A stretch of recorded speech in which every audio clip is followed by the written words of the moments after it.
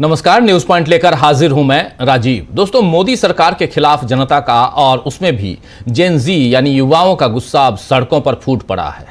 आप देख ही रहे हैं। और इस समय देश भीषण गर्मी में भी फंसा हुआ है। पारा जो है कहीं 40 तो कहीं 45 के पार चला गया है। लेकिन लोगों के गुस्से का तापमान कितना है ये अभी मोदी सरकार को समझ नहीं आ रहा है। जब तक समझ में आएगा तब तक शायद मोदी के पैरों से जमीन खिसक चुकी होगी।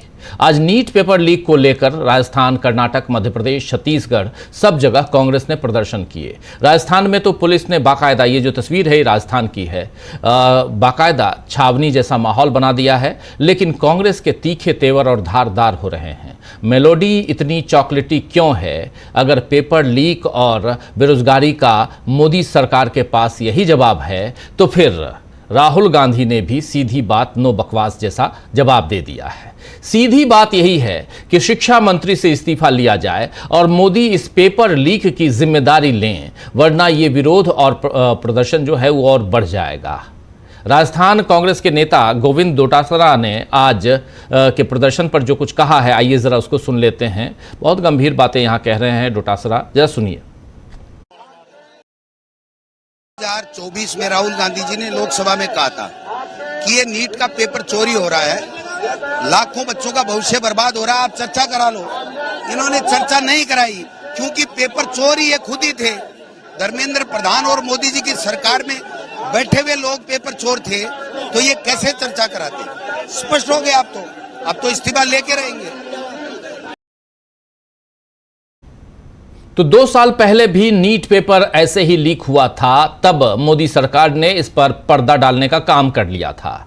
लेकिन इस बार उसके पास चिंदी का जुगाड़ भी नहीं हो रहा है कि अपनी करनी को ढक सके, क्योंकि बार बार अन्याय का शिकार युवा अपना सब्र खोता जा रहा है।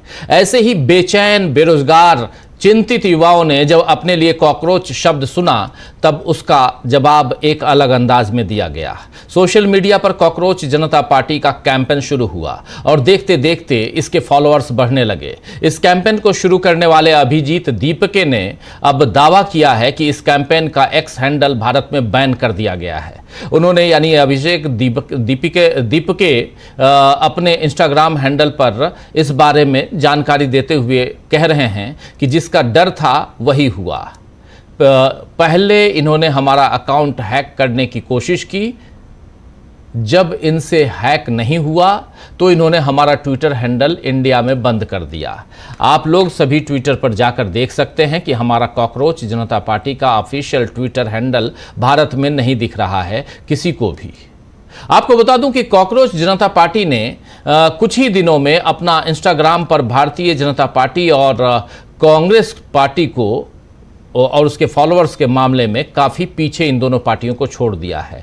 आज कॉकरोच जनता पार्टी इंस्टाग्राम पर 15 मिलियन का आंकड़ा पार कर लिया है कॉकरोच जनता पार्टी ने, जबकि यहां भारतीय जनता पार्टी के आधिकारिक अकाउंट पर 8.7 यानी 8 करोड़ 70 लाख कहें तो 87 लाख, माफ़ी चाहूँगा, 87 लाख फॉलोअर्स हैं। और कांग्रेस के 1 करोड़ 33 लाख फॉलोअर्स हैं, यानी 13.3 मिलियन फॉलोअर्स हैं। 1 करोड़ 33 लाख कांग्रेस के, 87 लाख इनके भारतीय जनता पार्टी के, जबकि 1.5 करोड़ फॉलोअर्स इंस्टाग्राम पर कॉकरोच जनता पार्टी के हैं। CPI-ML लिबरेशन ने एक्स पर पोस्ट कर कॉकरोच जनता पार्टी का बचाव किया है। पार्टी ने एक्स पर लिखा है कि क्या मोदी सरकार को लगता है कि कॉकरोच जनता पार्टी के सोशल मीडिया हैंडल्स को ब्लॉक करके वो जेनजी को रोक सकती है? क्या होगा अगर कॉकरोच जनता पार्टी बीजेपी और नमो के हैंडल्स के खिलाफ अनफॉलो कैंपेन शुरू कर दे? एक्स को इंटरनेट की आज़ादी का सम्मान करना चाहिए और बिना किसी देरी के कॉकरोच जनता पार्टी के हैंडल को बहाल करना चाहिए। अभी ये पता नहीं है कि कॉकरोच जनता पार्टी का पॉलिटिकल एजेंडा क्या है दोस्तों, और क्या अब देश में जो चुनाव होंगे उसमें इसका क्या रोल होगा ये भी पता नहीं है। क्या अन्ना हजारे का जो आंदोलन हुआ था, अन्ना आंदोलन की तरह ये भी कोई ऐसा मंच बन जाएगा जहां लोगों के गुस्से को भुनाया जाएगा और आम आदमी पार्टी की तरह एक पार्टी बना दिया जाएगा?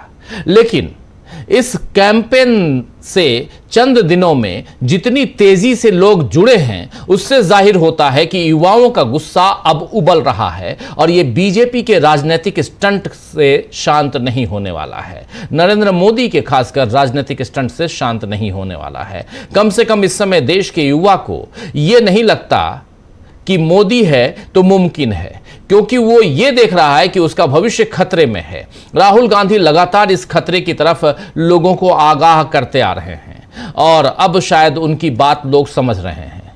कल जिस तरह राहुल गांधी ने मोदी और अमित शाह को गद्दार कहा, आपने सुना होगा, नहीं सुना होगा तो फिर से सुना देता हूं, क्योंकि उनके कारण संविधान खतरे में है। राहुल गांधी कह रहे थे कि अमित शाह और मोदी दोनों गद्दार हैं, देश से उन्होंने गद्दारी की है क्योंकि इनके कारण संविधान खतरे में है।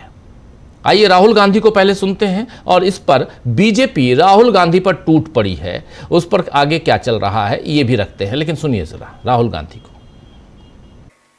जब ये आरएसएस से कार्यकर्ता आपके सामने आएंगे, नरेंद्र मोदी की बात करेंगे, अमित शाह की बात करेंगे, उनसे आप सामने उनको कहो कि आपका प्रधानमंत्री गद्दार है, आपका होम मिनिस्टर गद्दार है, आपका संगठन गद्दार है, आपने हिंदुस्तान को बेचने का काम किया है, आपने हमारे संगठन, आपने हमारे संविधान पर आक्रमण किया है, आपने अंबेडकर जी पर आक्रमण किया है, आपने वीरापासी जी पर आक्रमण किया है, आपने गांधी जी पर आक्रमण किया है। खुल के उनसे कहिए। तो आपने गांधी जी पर आक्रमण किया है, आपने संविधान पर आक्रमण किया है और आपके कारण संविधान खतरे में है। राहुल गांधी इसलिए नरेंद्र मोदी को और अमित शाह को गद्दार कह रहे हैं। बीजेपी राहुल गांधी पर टूट पड़ी है। बीजेपी के कई नेता कह रहे हैं राहुल गांधी गालियां दे रहे हैं, लेकिन शिवसेना सांसद संजय राउत ने भी राहुल गांधी की बात का समर्थन किया है। संजय राउत ने क्या कुछ कहा है, जरा सुन लीजिए।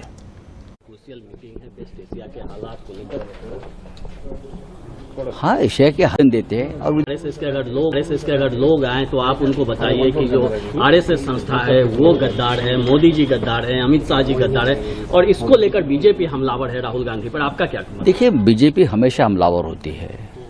राहुल गांधी लोकसभा में नेता प्रतिपक्ष है, लीडर ऑफ अपोजिशन है, सोच समझकर बात करते हैं। राजीव गांधी के पुत्र है, हाँ, इंदिरा गांधी के ग्रैंडसन है। एक परंपरा है। इस प्रकार की भाषा इस्तेमाल करने की नौबत सिर्फ राहुल गांधी नहीं, देश के और भी नेताओं पर आ रही है। उसका ऊपर बीजेपी और आरएसएस ने चिंतन करना चाहिए कि ये इस प्रकार की भाषा का इस्तेमाल लोग क्यों। तो बीजेपी और आरएसएस के नेताओं को चिंतन करना चाहिए कि राहुल गांधी इस तरह की भाषा का इस्तेमाल क्यों कर रहे हैं, और ऐसी भाषा सिर्फ राहुल गांधी नहीं बल्कि देश के और लोगों को भी ऐसी भाषा का इस्तेमाल करना पड़ रहा है, ये कह रहे हैं यहां पर संजय राउत। तो दोस्तों आइए आज चर्चा करेंगे कि युवाओं की नाराजगी का शिकार होती नरेंद्र मोदी की सरकार क्या अपना भविष्य बचा पाएगी। बड़ा सवाल है। इन सवालों के बीच सरकार पर कैसे युवाओं का गुस्सा फूट रहा है, और सबसे बड़ा सवाल, सबसे बड़ी बात कि क्या देश में कुछ बड़ा होने वाला है। चलिए शुरुआत करते हैं। हमारे साथ कुछ बड़े साथी जुड़े हुए हैं, उनसे आपका परिचय करवाता हूं और आगे बढ़ते हैं। देखिए इस वक्त हमारे साथ 5 बड़े से साथी जुड़े हुए हैं। हमारे साथ प्रोफेसर अखिल स्वामी जी हैं, हमारे साथ प्रेम कुमार जी हैं, प्रफुल्ल कोलख्यान जी हैं, हमारे साथ प्रशांत टंडन जी हैं और अमलेंदु उपाध्याय जी हैं। आप सभी का स्वागत है, इस्तकबाल है। स्वागत इस्तकबाल अब तमाम दोस्त साथी शुभचिंतक आप सबका जो अब तक जुड़ चुके हैं उनका भी, जो जुड़ने वाले हैं उनका भी। आप लोगों ने देखा पिछले दिनों लगातार घटनाक्रम में कैसे बदलाव हम लोग देख रहे हैं। ये कॉकरोच जनता पार्टी का गठन और ये सोशल मीडिया पर गठन है, ये आप लोग देख ही रहे हैं। अभिजीत दीप के महाराष्ट्र के रहने वाले हैं, बॉस्टन यूनिवर्सिटी में पढ़ाई कर रहे हैं और ग्रेजुएशन कर रहे हैं। उनकी पढ़ाई ख़त्म हो गई है, अभी पढ़ाई ख़त्म की है, लेकिन इससे पहले वो पुणे में जब थे तो उन्होंने आम आदमी पार्टी को भी ज्वाइन किया था। आम आदमी पार्टी के लिए उनके सोशल मीडिया को हैंडल किया था किसी ज़माने में। इसके बाद वो चले गए पढ़ाई करने के लिए, आगे की पढ़ाई करने के लिए अमेरिका, बोस्टन से उनको न्योता आ गया, चले गए वहाँ। चलिए ये उनकी एक छोटा सा बैकग्राउंड है। लेकिन उसके अलावा जब कॉकरोच जनता पार्टी की हम बात कर रहे हैं तो युवा 15 मिलियन यानी 1.5 करोड़ से ज़्यादा युवा इंस्टाग्राम पर क्यों, अब 16, अभी मुझे बताया जा रहा है कि 16 मिलियन हो गए, यानी 1 करोड़ 60 लाख, और हर घंटे लाखों की संख्या में उनके फॉलोअर्स क्यों बढ़ रहे हैं, और वो भी खासकर भारत में। भारत, जी हाँ, इंडिया में। ये, और इंडिया में ही ट्विटर अकाउंट को, उनका अकाउंट को क्यों बैन कर दिया गया। दूसरी तरफ आप देखिए, एक युवा पत्रकार जो अभी प्रधानमंत्री नरेंद्र मोदी नॉर्वे गए थे, नॉर्वे आप जानते हैं स्कैंडिनेवियन कंट्रीज में से एक है, और 43-45 साल बाद कोई भारतीय प्रधानमंत्री वहाँ गया था। सीना ठोक रहे थे नरेंद्र मोदी कि हम गए, ठीक है, अच्छी बात है आप गए, लेकिन उनके पीछे भी बहुत सारी कहानियां नज़र आ रही थीं। कहा जा रहा है कि अदानी का कुछ रुका हुआ काम करवाने भी नरेंद्र मोदी गए थे, उस बारे में खबरें छपी हैं, इसलिए मैं कह रहा हूं। लेकिन दूसरी सबसे बड़ी बात कि वहां पर भी एक युवा पत्रकार ने उनसे बोला और अपने प्रधानमंत्री से भी बोला कि जिस देश में मीडिया नंबर 1 पर है फ्रीडम में, उस मीडिया से कम एक सवाल तो ले लो, आप क्यों भाग रहे हो। उसके बाद हेली लिंग को कितना यहाँ ट्रोल किया जा रहा है आप सब ने देखा। हेली लिंग ने सीधे डीबी लाइव से बात करते हुए जो कुछ बताया था अभी 2 दिन पहले, वो भी हमने आप तक पहुंचाया था। तो एक तरफ ये भी युवा हैं, हिंदुस्तान में एक दूसरा युवा वर्ग है जो एग्जाम्स दे रहा है, परीक्षाएं दे रहा है और बहुत मेहनत करता है, रात दिन की मेहनत। उसके माता पिता पैसे इधर से उधर से इंतजाम करके कर्ज लेकर पढ़ाते हैं, लेकिन परीक्षा में क्या होता है, पेपर चोरी, पेपर लीक। और बार बार कहा जा रहा है, विपक्ष के नेता कह रहे हैं कि पेपर लीक 2024 में भी कहा गया, लेकिन ऐसा नहीं। तो ये आप पेपर लीक हो, चाहे युवाओं को, बेरोजगार युवाओं को कॉकरोच कहा जाए, चाहे जो युवा जो आज कुछ काम कर रहे हैं, पढ़ रहे हैं, हमारे देश के नहीं विदेश के भी, और उनका जवाब न मिले, पत्रकारिता को किस ढंग से उसका दमन हो रहा है हिंदुस्तान में, वो सब लोग जान रहे हैं। उसके लिए कुछ करने की जरूरत नहीं है। पत्रकारिता के जो प्रेस फ्रीडम है, उसकी रैंकिंग में भारत 157वें नंबर पर क्यों है, धीरे धीरे नंबर क्यों खिसकता जा रहा है, आगे बढ़ता जा रहा है। यानी भारत में पत्रकारिता करना इतना मुश्किल, इतना कठिन क्यों होता जा रहा है। ये सारे सवाल, इन सारे सवालों का जवाब आखिर नरेंद्र मोदी की सरकार कब देगी, ये भी एक बड़ा सवाल है। इसीलिए यहां पर इस पूरे बंच को यहां थोड़ा ओपन करने की जरूरत है। प्याज की परतों की तरह एक एक परतें खोलने की जरूरत है कि देश में चल क्या रहा है। सिर्फ और सिर्फ मेलोडी, सिर्फ मेलोडी। एक नरेंद्र मोदी मेलोडी गिफ्ट कर दिए, यहां पर पूरा का पूरा स्वामी जी पूरा बीजेपी का कुनबा मेलोडी खा रहा है, खिला रहा है। चॉकलेट बाजार से गायब है। कुछ गोदी मीडिया के पत्रकार पत्रकारियां, जो एंकरानियां हैं, वो मेलोडी लेकर प्रोग्राम कर रहे हैं। चल क्या रहा है देश में? क्या यही है, यही ये देश है? रुपया 97 रुपए डॉलर के मुकाबले 97 रुपए पहुंच गया है। किस बात पर आप पर भरोसा किया जाए? 2 करोड़ बेरोजगारों को हर साल नौकरी देने का वादा किया था, भ्रष्टाचार मुक्त देश बनाने का वादा किया था, पेट्रोल डीजल की कीमत कम करने का वादा किया था, किसानों की आय दोगुनी करने का वादा किया था, हर मकान, हर गरीब के सिर पे छत देने का वादा किया था। कितने सारे वादे थे, वो सारे वादे कहां गए? उसके बाद हमारे, माफी चाहूंगा हम अपने सीजेआई से माफी मांगते हुए, मैं ये जरूर कहना चाहूंगा कि आपकी बातों से हम सहमत नहीं हैं। आपने सफाई देने की कोशिश की, वो सफाई भी आपकी आधी अधूरी है। आधी अधूरी सफाई दी हमारे सीजेआई सूर्यकांत ने, जस्टिस सूर्यकांत ने। इस देश के बेरोजगारों को आप कॉकरोच कह रहे हैं। आखिर आप करना क्या चाहते हैं इस देश में? स्वतः संज्ञान आपने नीट को, जब 2024 में नीट पेपर और ऐसे बहुत सारे, पटना में देखिए अभी बीजेपी की सरकार आ गई, सम्राट चौधरी वहां पर मुख्यमंत्री बन गए और लाठियां बरसाई जा रही हैं TRE 4 के अभ्यर्थियों के ऊपर। चल क्या रहा है? पश्चिम इधर लखनऊ और बाकी जगहों पे देख लीजिए, इलाहाबाद में जो जहां है, जो आप डिमांड करेंगे तो आपका दमन किया जाएगा। यही है दिल्ली में क्या होता है। और ये जो तस्वीरें अभी आप देख रहे थे, जो अभी राजस्थान की तस्वीरें, वो भी आपने देख लिया। स्वामी जी, चूंकि आप अध्यापक प्राध्यापक रहे हैं, आज भी हैं। शिक्षक गुरु जो होता है कभी रिटायर्ड नहीं होता। आप आज भी हैं, आपके आज भी स्टूडेंट्स हैं जो आपसे परामर्श लेते होंगे। और ये तस्वीरें देखिए, ये तस्वीरें हैं, तकलीफ होती है। उसके बाद आप मेलोडी, और उसके बाद हर बातों को के जस्टिफिकेशन में आप आ जाते हैं। आपका कोई विरोध करे तो उसका दमन करने की कोशिश करने लगते हैं। ऐसे देश चलता है। स्वामी जी, देखिए राजीव जी, भारत के अंदर आज जो स्थिति है, जो हम लोग इतने दिन से डिस्कस कर रहे हैं और जनता तक पहुंचने का प्रयास कर रहे हैं, ऐसी ही परिस्थिति बांग्लादेश में थी, ऐसी ही परिस्थिति नेपाल में थी। देखिए, बांग्लादेश के अंदर शेख हसीना ने वहाँ पे इलेक्शन को रिग किया था और वहाँ पे अपोजिशन पार्टी की नेता को, उनकी पार्टी को बैन कर दिया था। और वहाँ पे कैसे चुनाव हुए थे सबको पता है। फिर अपने कार्यकर्ताओं को बड़े बड़े पद दिए थे, उनको मानदेय दिया था और जनता के अंदर एक रोष उपना था। फिर हमारे देश के एक राष्ट्रीय सेठ के साथ एक पावर प्रोजेक्ट का एग्रीमेंट किया था, जिसमें बांग्लादेश की जनता से पावर रेट ज्यादा लिए गए थे और झारखंड के अंदर एक पावर प्रोजेक्ट लगाया गया था, जिससे पोल्यूशन झारखंड के अंदर हुआ और वहां पे पहली बार हिंदुस्तान के इतिहास में या वर्ल्ड के इतिहास में पावर प्रोजेक्ट को स्पेशल इकोनॉमिक जोन में लाया गया और कस्टम ड्यूटी का बेनिफिट दिया गया। जबकि जो स्पेशल इकोनॉमिक जोन होता है वो हमेशा मैन्युफैक्चरिंग यूनिट के लिए होता है, कभी पावर जनरेशन के लिए नहीं होता। उसका विद्रोह हुआ, यही नेपाल में हुआ। नेपाल के अंदर जो वहां ओली साहब थे वो कहते थे ये ओली है, ये ओली है, और वे ओली का कैसे गोली बना ये पूरे देश की जनता ने देखा। वहां जब जनजी सड़क पे आया, उन्होंने देखा कि वहां के जो बड़े बड़े नेताओं के बेटे हैं वो तो बड़ी बड़ी गाड़ियों में घूमते हैं, बड़े बड़े पदों पे पदासीन हो जाते हैं, और नेपाल की जनता और नेपाल के बच्चे जो हैं बेरोजगार रहते हैं। तो जनता का रोष उठा और वहां पे जनजी ने वहां सरकार बदल दी। हम ये चाहते थे कि हमारे देश के अंदर लोकतांत्रिक प्रक्रिया से जो हमारे बाबा साहब भीमराव अम्बेडकर ने संविधान बनाया है उसके अनुसार यहाँ सरकार बदली जाती और इस प्रकार का आंदोलन न होता, क्योंकि हम नहीं चाहते कि हमारे देश के अंदर इस प्रकार का कन्फ्रंटेशन सरकार और जनता के बीच में हो। हमने चाहा था कि चुनाव के माध्यम से हो जाए, लेकिन जैसे हमने बंगाल में देखा, जैसे हमने बिहार में देखा, हमने कहा कि चुनाव आयोग तो कान पे उंगली लगा के बैठा हुआ है, 10,000 रुपए बीजेपी वाले बांट रहे हैं और उसके बाद चुनाव जीत रहे हैं। बंगाल के अंदर जो जो हो रहा है वो हम लोग बहुत ज्यादा डिस्कस कर चुके हैं। तो फिर देखिए पूरे हिंदुस्तान के अंदर अब आप देखिए 2 दिन से ट्रांसपोर्टर्स की स्ट्राइक है, 21, 22, 23 उनके ट्रांसपोर्टर्स की स्ट्राइक है वो, और उसमें टैक्सी की भी स्ट्राइक है, उसमें 3 व्हीलर्स की भी स्ट्राइक है। सारा आवागमन रुका हुआ है। वो कह रहे हैं पूरे हिंदुस्तान के अंदर हम कर देंगे अगर आप टोल नहीं हटाएंगे। युवा जो हैं आप देख रहे हैं, अब ये देखिए समस्या क्या पैदा हुई, ये बिसात तो बिछी हुई थी पूरे देश के अंदर। समस्या ऐसी थी कि हम जानते थे किसी भी समय ऐसी परिस्थिति बन सकती है कि देश के लिए, लेकिन माननीय मोदी जी तो चलिए विदेश घूमने चले गए, फिर उन्होंने यहाँ यूपी के अंदर बहुत सारे एयरपोर्ट्स बनवा दिए, उसका श्रेय लेते रहे। 7 में से 6 एयरपोर्ट ऐसे हैं जहां कोई उड़ान नहीं भरी गई। अब एयरपोर्ट बनाने के बाद कहते हैं कि आप हवाई जहाज में मत उड़िए, चलिए उनकी माया वही जाने।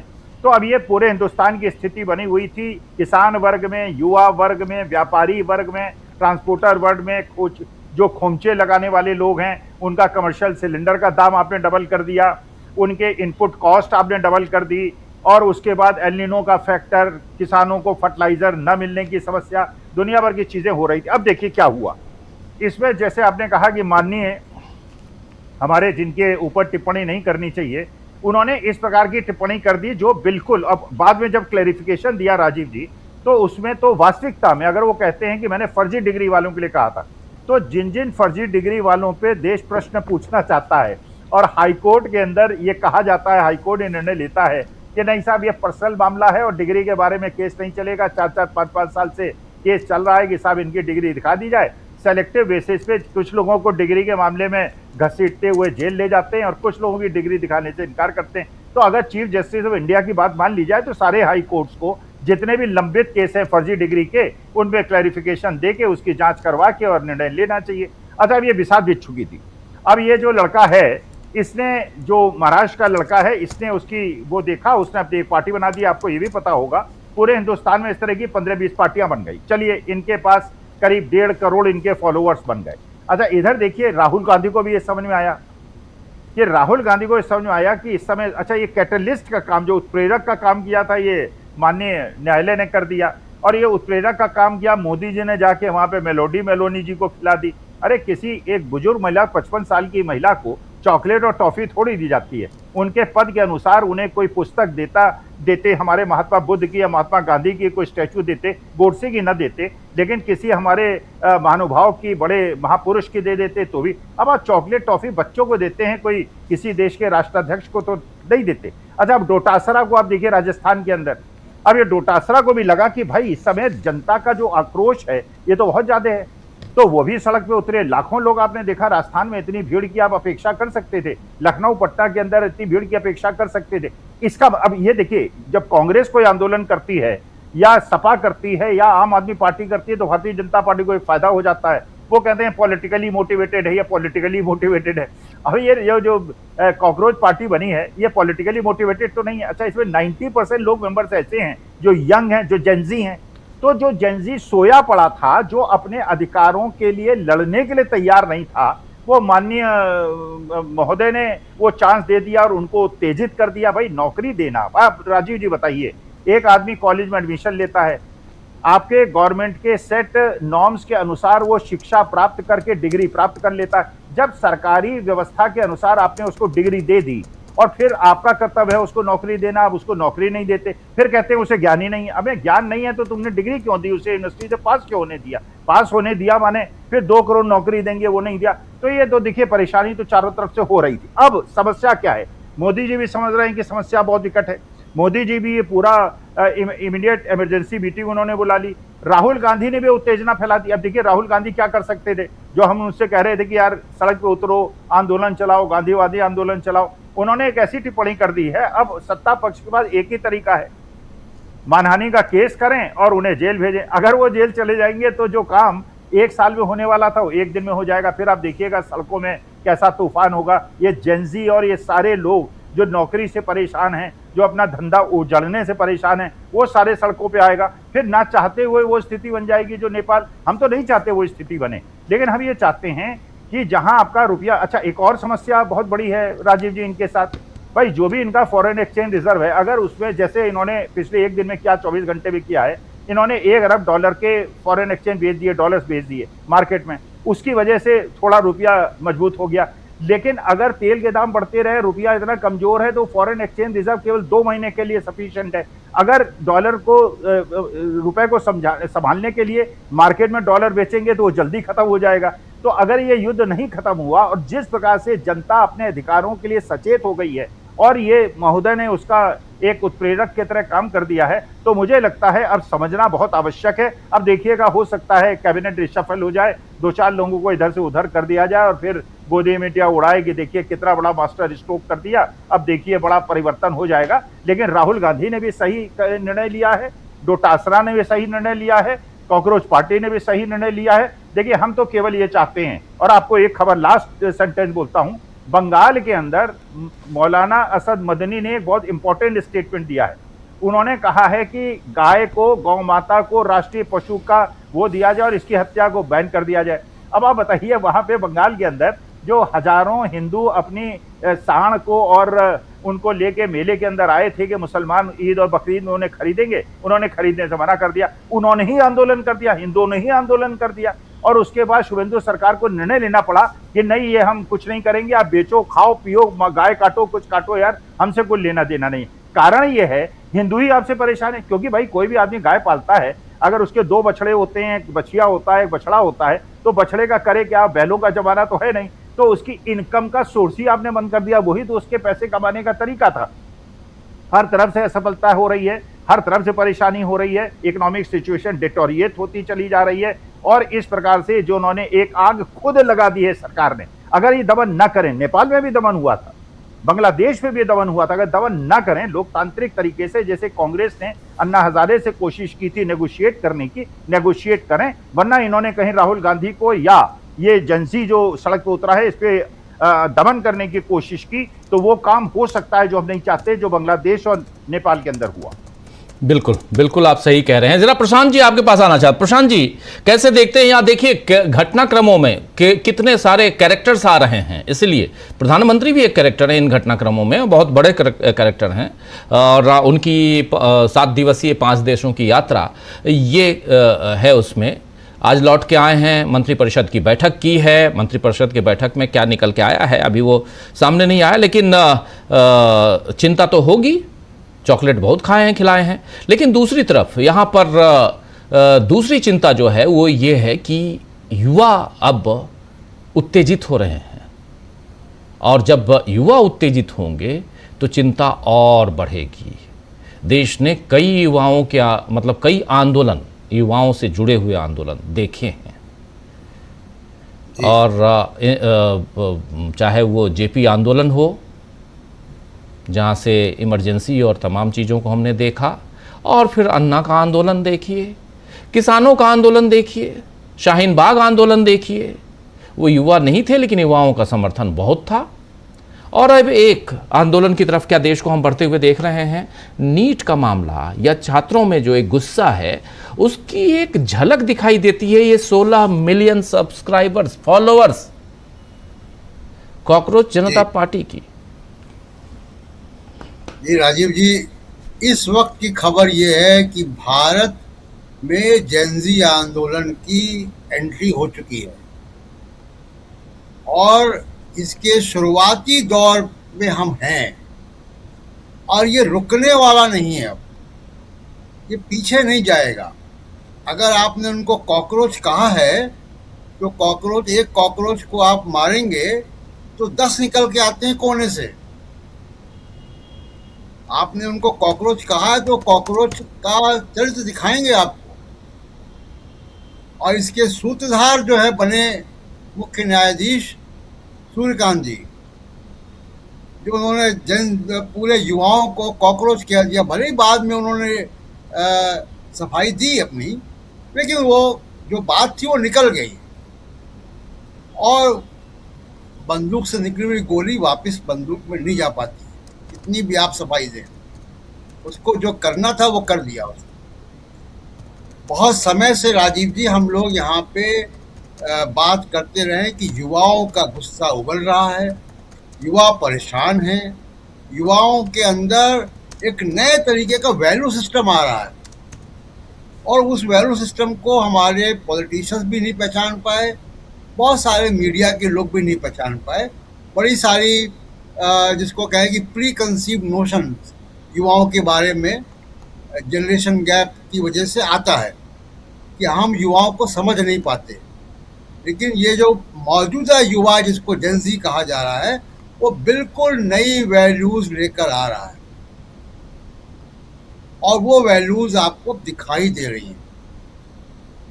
मैं इस पे बहुत सहमत नहीं हूँ कि इसकी इनका बैकग्राउंड जो भी हो, अभिजीत दीपिके का एक बैकग्राउंड है उनका, उसका सोशल मीडिया में बहुत खबरें चल रही हैं, लेकिन मैं फिर भी एक उनको मौका जो है देना चाहता हूँ कि उन्होंने ये शुरुआत की है और मूलतः उससे जो लोग जुड़ रहे हैं, मैं ऑब्जर्व कर रहा हूँ कौन कौन लोग जा रहे हैं, जो बड़े नाम हैं, इनके बड़े फॉलोअर्स हैं। 16 मिलियन ऐसे ही नहीं हो गया कुछ ही दिन में, 2-4 दिन में। वो बड़े नाम उनके साथ जुड़े हैं, वो अपने फॉलोअर्स लेके गए हैं। तो वो मूलतः वो सेकुलर लोग हैं। वो इसको अन्ना आंदोलन से बहुत सीधे सीधे अभी हम इसकी तुलना नहीं कर सकते। आज की सच्चाई ये है कि पॉलिटिकल पार्टीज को इनसे इंगेज करना चाहिए। मुझे खुशी है कि CPI-ML ने इस बात को पहचाना और CPI-ML ने इनको डिफेंड किया। बड़ी पॉलिटिकल पार्टीज को इनके साथ आना चाहिए, इनसे इंगेज करना चाहिए। कई बार मौके आते हैं, एक मौका आया था हम लोगों ने, और DB लाइव हमेशा समय से पहले अलार्म बेल बजाता है कि देखिए ये मौका है। आपको याद होगा कि AI समिट में जब शर्ट उतार के युवा कांग्रेस के लोग गए थे, यूथ कांग्रेस के लोग गए थे, तो अकेले हम DB लाइव में हम लोग थे जो उसको कहते कि ये प्रोटेस्ट का राइट है उनका। तमाम लोगों को इसको राष्ट्रभक्ति और देशभक्ति और पता नहीं क्या क्या लेकर आ गए, जो बड़े पत्रकार भी। हम लोगों का कॉन्सेप्ट एकदम क्लियर था उस वक्त, और वो मौका था जब कांग्रेस को उसको उठाना चाहिए था, लेकिन वो बस छूट गई उनसे। और ये अभी जब CGI ने ये कहा, पहली बात कि जजेस को आज हिंदू में एक बड़ा आर्टिकल आया है इसके बारे में, और कि जजेस की ऑब्जर्वेशंस कैसे आते हैं, और जजेस को ऑब्जर्वेशन देते वक्त अवतारों की तरह बात नहीं करनी चाहिए। आपका काम संविधान की रक्षा करना है, कानून के दायरे में आपको सब काम करने हैं। आप स्टेट्स वहाँ पे बड़े बड़े भाषण आप जनता को सीधे नहीं दे सकते, आपकी सीमाएं हैं, हमारी भी सीमाएं हैं।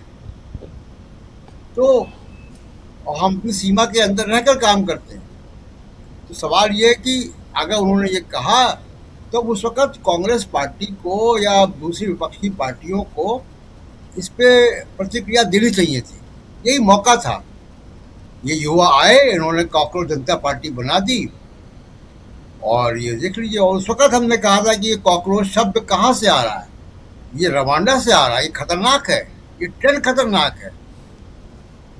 पूरे युवाओं को अगर कॉकरोच आप कह देंगे तो ये जेनोसाइड की तरफ जाने वाला इशारा था।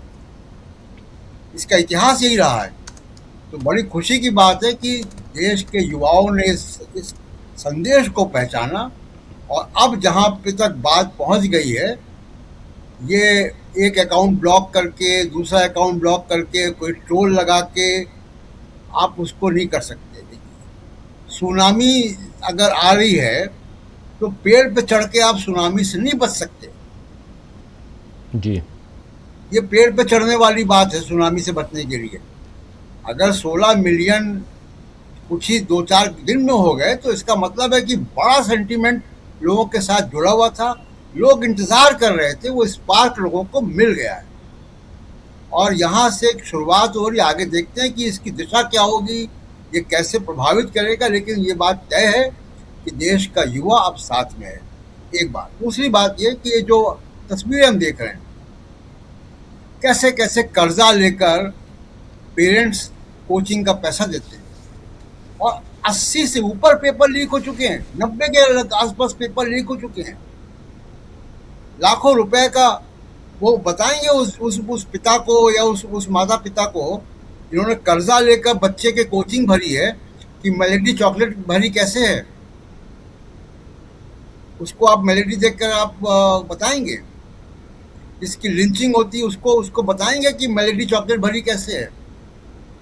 जो 5 साल से बगैर ट्रायल के जमानत उनको नहीं मिल रही है, ऐसे लोगों को, युवाओं को आप बताएंगे कि मेलेडी चॉकलेट भरी कैसे है और आप कोर्ट में बैठकर अवतारों की तरह बात करेंगे।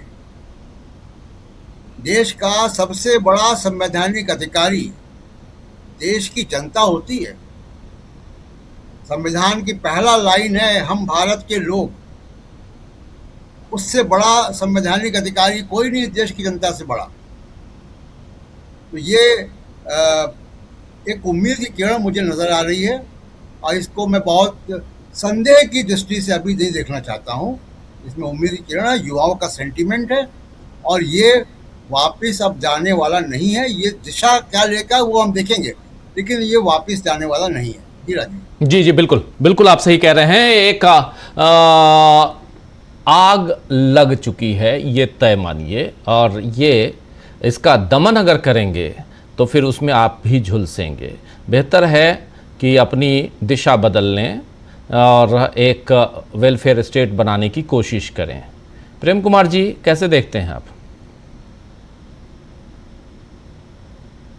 जी, धन्यवाद राजीव जी।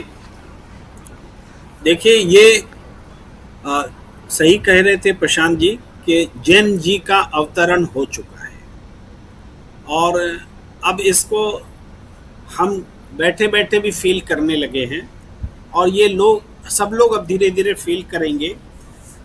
यूं ही ऐसा नहीं हुआ है कि अकाउंट बंद किया गया और ये पूरी एक प्लानिंग के साथ अकाउंट हैक करने की कोशिश, उसमें सफलता मिली तो अकाउंट ब्लॉक किया गया, वो सारी चीज़ें हुई हैं। लेकिन इसकी प्रतिक्रिया किस रूप में हो रही है, जो इधर उधर से वो भी बहुत तेज़ी से खबरें आ रही हैं और सोशल मीडिया में सब लोग पोस्ट कर रहे हैं। अब तो बड़ा माध्यम है सोशल मीडिया और सूचनाओं के लिए हम अब तथाकथित राष्ट्रीय मीडिया पर निर्भर नहीं करते। तो उसमें ये दिख रहा है कि लोग अपनी गाड़ियों में टांग के कॉकरोच लिखने लगे हैं, उसके स्टिकर बनाने लगे हैं, शर्ट्स पहनने लगे हैं। यही तो सिम्टम्स होता है, यहीं से तो शुरुआत होती है। अब आप समझिए कि चीफ जस्टिस ऑफ इंडिया बहुत रेस्पेक्टेड पोस्ट है, पद है, और इसकी जगह पर जब उन्होंने अपनी बात कही और कॉकरोच कहा और उसके बाद अगले दिन उनको सफाई देनी पड़ी, तो उन्होंने सफाई किस तरह से दी वो भी एक समझने वाली बात है। और उस सफाई को क्या देश की जनता ने स्वीकार किया, युवाओं ने स्वीकार किया, तो उसको समझना जरूरी है। देखिए, मैं थोड़ा कोट कर रहा हूँ, मेरे सामने लिखा हुआ है CJI का जो बयान था। मेरी टिप्पणी खास तौर पर उन लोगों के लिए थी जो फर्जी और नकली डिग्रियों के सहारे वकालत जैसे पेशों में आ गए, मीडिया, सोशल मीडिया और दूसरे सम्मानित पेशों में भी ऐसे लोग घुस गए हैं, वे परजीवियों जैसे हैं। अब रिपीट में भी उन्होंने उस चीज को वापस नहीं लिया, उन्होंने रिपीट में भी वही बातें कही और ये कहा कि ये कहना बिल्कुल निराधार है कि मैंने हमारे देश के युवाओं की आलोचना की। मुझे भारत का हर युवा प्रेरित करता है, भारतीय युवा भी मेरे प्रति बहुत आदर और सम्मान रखते हैं। अब कितना आदर और सम्मान रखते हैं राजीव जी, वो दिख रहा है। चीफ जस्टिस ऑफ इंडिया कह रहे हैं कि युवा भी मेरे प्रति आदर और सम्मान रखते हैं। आप आपके कहने से आदर और सम्मान रखेंगे? आप कॉकरोच बोलेंगे, दोबारा सफाई देंगे, फिर भी कॉकरोच और परजीवी बोलेंगे और ये कहेंगे कि युवा मेरे प्रति सम्मान और आदर रखते हैं। इसी का रिएक्शन हुआ है, इसी का रिएक्शन हुआ है कि देखो हम कोई आदर सम्मान नहीं रखते हैं, लेकिन बोल नहीं सकते थे ये बात, हम भी कैसे उस बात को इंडोर्स करें। तब उन्होंने कहा कि ना, उनका दिया हुआ जो अपमान है उसी को सम्मान बना लो। हाँ भाई, हम हैं पैरासाइट, हम हैं ये क्या बोलते हैं कॉकरोच, हम हैं। आपको आश्चर्य होगा किस दिशा में और कैसे सत्ता के इर्द गिर्द बैठे हुए लोग बोलने लगे हैं। वैसे में से ही एक का आज साबका पड़ा था और जानते हैं उसने क्या कहा? हमने कहा कि अब ये कॉकरोच पर बैन लग रहा है, ये नौबत आ रही है, अकाउंट हेल्ड किए जा रहे हैं, बैन किए जा रहे हैं। तो उन्होंने कहा कि कॉकरोच देख करके हम लोग क्या करते हैं जानते हैं? हम लोग चप्पल लेके मारते हैं, पहला काम यही करते हैं, कॉकरोच को चप्पल लेके मारते हैं। अब ये जो भाषा बन रही है और ये भाषा डेवलप होगी, सत्ता का अहंकार इसी भाषा की ओर बढ़ता है कि एक तरफ जुडिशरी जो कि जहां की सारी उम्मीदें होती हैं वो बेरोजगारों को, युवाओं को कॉकरोच बोले, यानी उम्मीद खत्म कर दीजिए आप। और दूसरी तरफ अगर उस अपमान को कोई श्रृंगार बना ले कि चलो हम हैं कॉकरोच, तो आप सत्ता से जुड़े हुए लोग बोले कि कॉकरोच को तो हम चप्पल से मारते हैं, यानी एक अपमानित करेगा और दूसरा चप्पल से मारेगा। ये जो माहौल बन रहा है ना, ये मैं कोई अपने मन से बनाकर नहीं बोल रहा हूँ, ये समझ लीजिए। जो बातें हैं बहुत सारी यथार्थ में हैं और जो बातें डेवलप हो रही उसको मैं क्लब करके बोल रहा हूँ, बस इतना ही है। सिंक कर रहा हूँ दो अलग अलग घटनाओं को, दो अलग अलग बातों को। तो ये जो तथ्य उभर कर आ रहा है, प्रतिक्रियाएं जिस तरह से हो रही हैं, नहीं वो राजस्थान से आप तस्वीर दिखा रहे हैं, ठीक है। राजस्थान में कांग्रेस एक ताकत भी है, मजबूत विपक्ष भी है, सत्ता में भी रही है, उनके साथ युवा भी है, लेकिन आज 45 और 47 डिग्री टेम्परेचर में ये जो राजस्थान के युवा उतरे हैं, यूं ही नहीं उतरे हैं। आज तो घर में बैठे बैठे लोग हमारे साथी बीमार पड़ रहे हैं, हम खुद ही इस अवस्था में है, घर बैठे बैठे लू लग रहा है। उस भीषण गर्मी में सड़क पर ये नजारा, ये रिएक्शन है, ये प्रतिक्रिया है, ये आम प्रदर्शन नहीं है। तो इसको देख करके जिस तरह से इंस्टाग्राम में कॉकरोच जनता पार्टी या यूट्यूब पर या इस पे एक्स पर जो दिख रहे हैं, और दूसरी बार जब बना है अकाउंट वो भी पॉपुलर हो रहा है तेजी से, तो ये क्या है? ये रिएक्शन को आप अगर वॉच करें तो जनता इस पूरे सिस्टम के खिलाफ जो मिल करके जनता की आवाज दबा रही है, जो मिल करके चुनाव जो कि देश की आज चुनाव में करा लिया जाए, इस बात पर ले लिया जाए वोटिंग की, ईवीएम से चुनाव होना चाहिए कि बैलेट पेपर से, तो देश की जनता बता देगी किससे चुनाव होना चाहिए। लेकिन इस बात को आप दरकिनार किए हुए हैं, ईवीएम से ही कराएंगे, जब भले ही करोड़ों लोगों ने लिख करके दे दिया कि ईवीएम नहीं चाहिए। आप एक बार रिकंसीडर करने को तैयार नहीं। और सिर्फ ईवीएम की बात नहीं है, चुनाव चोरी के जो तरह तरह के हथकंडे तरीके जो डेवलप हुए हैं उस पर बात करने को तैयार नहीं है। और यहाँ तक कि आप किसी की बात सुनने को तैयार नहीं है। सुप्रीम कोर्ट के खिलाफ बोल रहा है कि भाई बेल जरूरी है या जेल जरूरी है, प्रायोरिटी क्या है, सिद्धांत क्या है। लेकिन सुप्रीम कोर्ट फिर भी सुनने को तैयार नहीं है। यानी सुप्रीम कोर्ट के खिलाफ है, जनता को कॉकरोच बोला जा रहा है। तो जो क्वालिटी ऑफ जस्टिस जो है ना, जो आशा की उम्मीद है, वही जब हिल गई है, लोग नरेंद्र मोदी से निराश हो सकते हैं, भारतीय जनता पार्टी से निराश हो सकते हैं, लेकिन उनके पास सत्ता को बदलने का, सरकार को बदलने की अपॉर्चुनिटी होती है। लेकिन चुनाव आयोग को जनता थोड़े बदलेगी, चीफ जस्टिस ऑफ इंडिया को जनता थोड़े बदलेगी, राष्ट्रपति को जनता थोड़े बदलेगी। तो यहां पर जब निराशा हाथ लगती है, तो ये निराशा जो है फिर देश को अराजकता की ओर ले जाती है। और अराजकता के लिए जनता जिम्मेदार नहीं होती है, अराजकता के लिए शासन ही जिम्मेदार होता है, जो अपने शासन के प्रति अविश्वास का माहौल पैदा होने देता है, क्रमशः पैदा होने देता है और उस माहौल को मजबूत होने देता है। तो ये हालात आज बन रहे। ये मेलोडी क्या है? ये मेलोडी वही चीज है, आप गंभीर बातों पर ध्यान ही नहीं देना चाहते, आप बेरोजगारी को एड्रेस ही नहीं करना चाहते, आप महंगाई को एड्रेस ही नहीं करना चाहते। भाई महंगाई क्या देश में नहीं है? आज चर्चा देख लीजिए किस तरह से सत्ताधारी दल के लोग महंगाई को बोलते हैं। महंगाई तो किस समय में नहीं थी? अरे महंगाई हर समय में रही है, लेकिन महंगाई लड़ने की क्षमता भी हर समय रही है।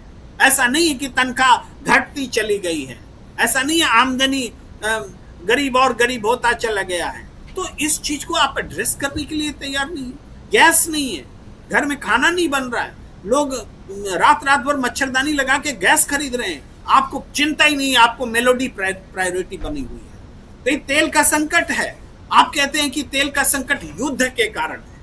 अरे युद्ध के कारण नहीं, युद्ध में आपने अपनी पोजीशन जो गलत ली है उसके कारण ये संकट है। तो जनता इस चीज को समझ रही है कि आपने युद्ध के बहाने से आप एक पक्ष हो गए हैं। इस पर हम लोग बार बार बात कर चुके, इसलिए हम इसको दोहराएंगे नहीं, लेकिन उस वजह से मूल मुद्दों को भटकाना, जनता की समस्याओं पर ध्यान नहीं देना, इन सब का रिएक्शन जो है हुआ है। और बहुत हमें सुकून लगता है कि चीफ जस्टिस ऑफ इंडिया ने जो गलत बात कही थी और हम लोग लिहाज में उनके लिए मामूली सी आलोचना करके बगल से निकल जाने वाले लोग, हम लोगों को भी ये जैन जी रास्ता दिखा रहे हैं कि ये लोग बख्शने वाले नहीं हैं, इनको बख्शा नहीं जाना चाहिए, भले ही ये चीफ जस्टिस ऑफ इंडिया के पद पर क्यों न हो।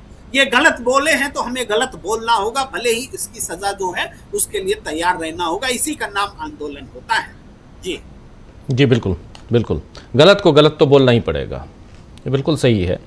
हम किसी को उकसा नहीं रहे हैं, गांधी का देश है और यहाँ असहयोग आंदोलन गांधी ने किया, सविनय अवज्ञा आंदोलन गांधी ने किया और इस राह पर चलकर अंग्रेज़ों के 200 साल के शासन का अंत हुआ, गांधी ने और गांधी के तमाम साथियों ने किया, आप लोग जानते हैं। और उसी देश में आंदोलन और बहुत अलग अलग ढंग के आंदोलन हुए, लेकिन जब अपने ही युवाओं को आप कॉकरोच कहेंगे, परजीवी कहेंगे, तो फिर ये बात कैसे बर्दाश्त नहीं की जाएगी। उसका नमूना जो है वो कॉकरोच जनता पार्टी के 16 मिलियन यानी 1,60,00,000 फॉलोअर्स इंस्टाग्राम पे वो है। लगातार इसमें लोग जुड़ रहे हैं, देश भर से के अलग अलग ज़िलों में इसके ब्रांच खुल रहे हैं। इससे आप अनुमान लगा सकते हैं कि देश की दिशा क्या है।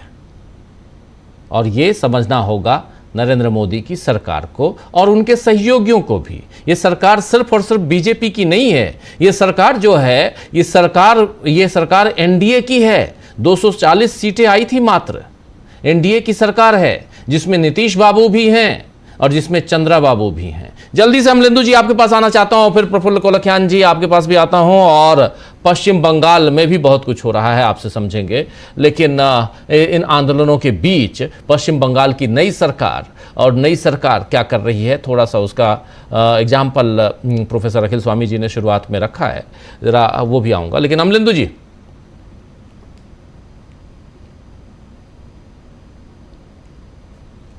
अनम्यूट कीजिए, अमलेंदु जी अनम्यूट कीजिए। जी राजीव जी, देखिए जो युवाओं का गुस्सा है वो तो निश्चित तौर पर सामने आ रहा है, लेकिन हर युवा का गुस्सा जो है राजीव जी वो क्रांति हो ये भी कोई जरूरी नहीं। और मैं थोड़ा दूसरे भिन्न मत का हूँ। यही सीपीआई की एमएल लिबरेशन जो है, इसकी नेता थी उस समय कविता कृष्णन, वो अन्ना के मंच पर चढ़ने के लिए बड़ी उतावली थी और राम माधव जो थे उनको नीचे धकेल रहे थे, नीचे उतर गई थी। तो बहुत पहचान लिया था, माले ने भी उस समय तुरंत तब क्रांति करने के लिए चले गए थे। तो राजीव जी, इसके पीछे क्या जो युवाओं का गुस्सा है उसको फ्यूज करने का कोई प्लान तो नहीं है?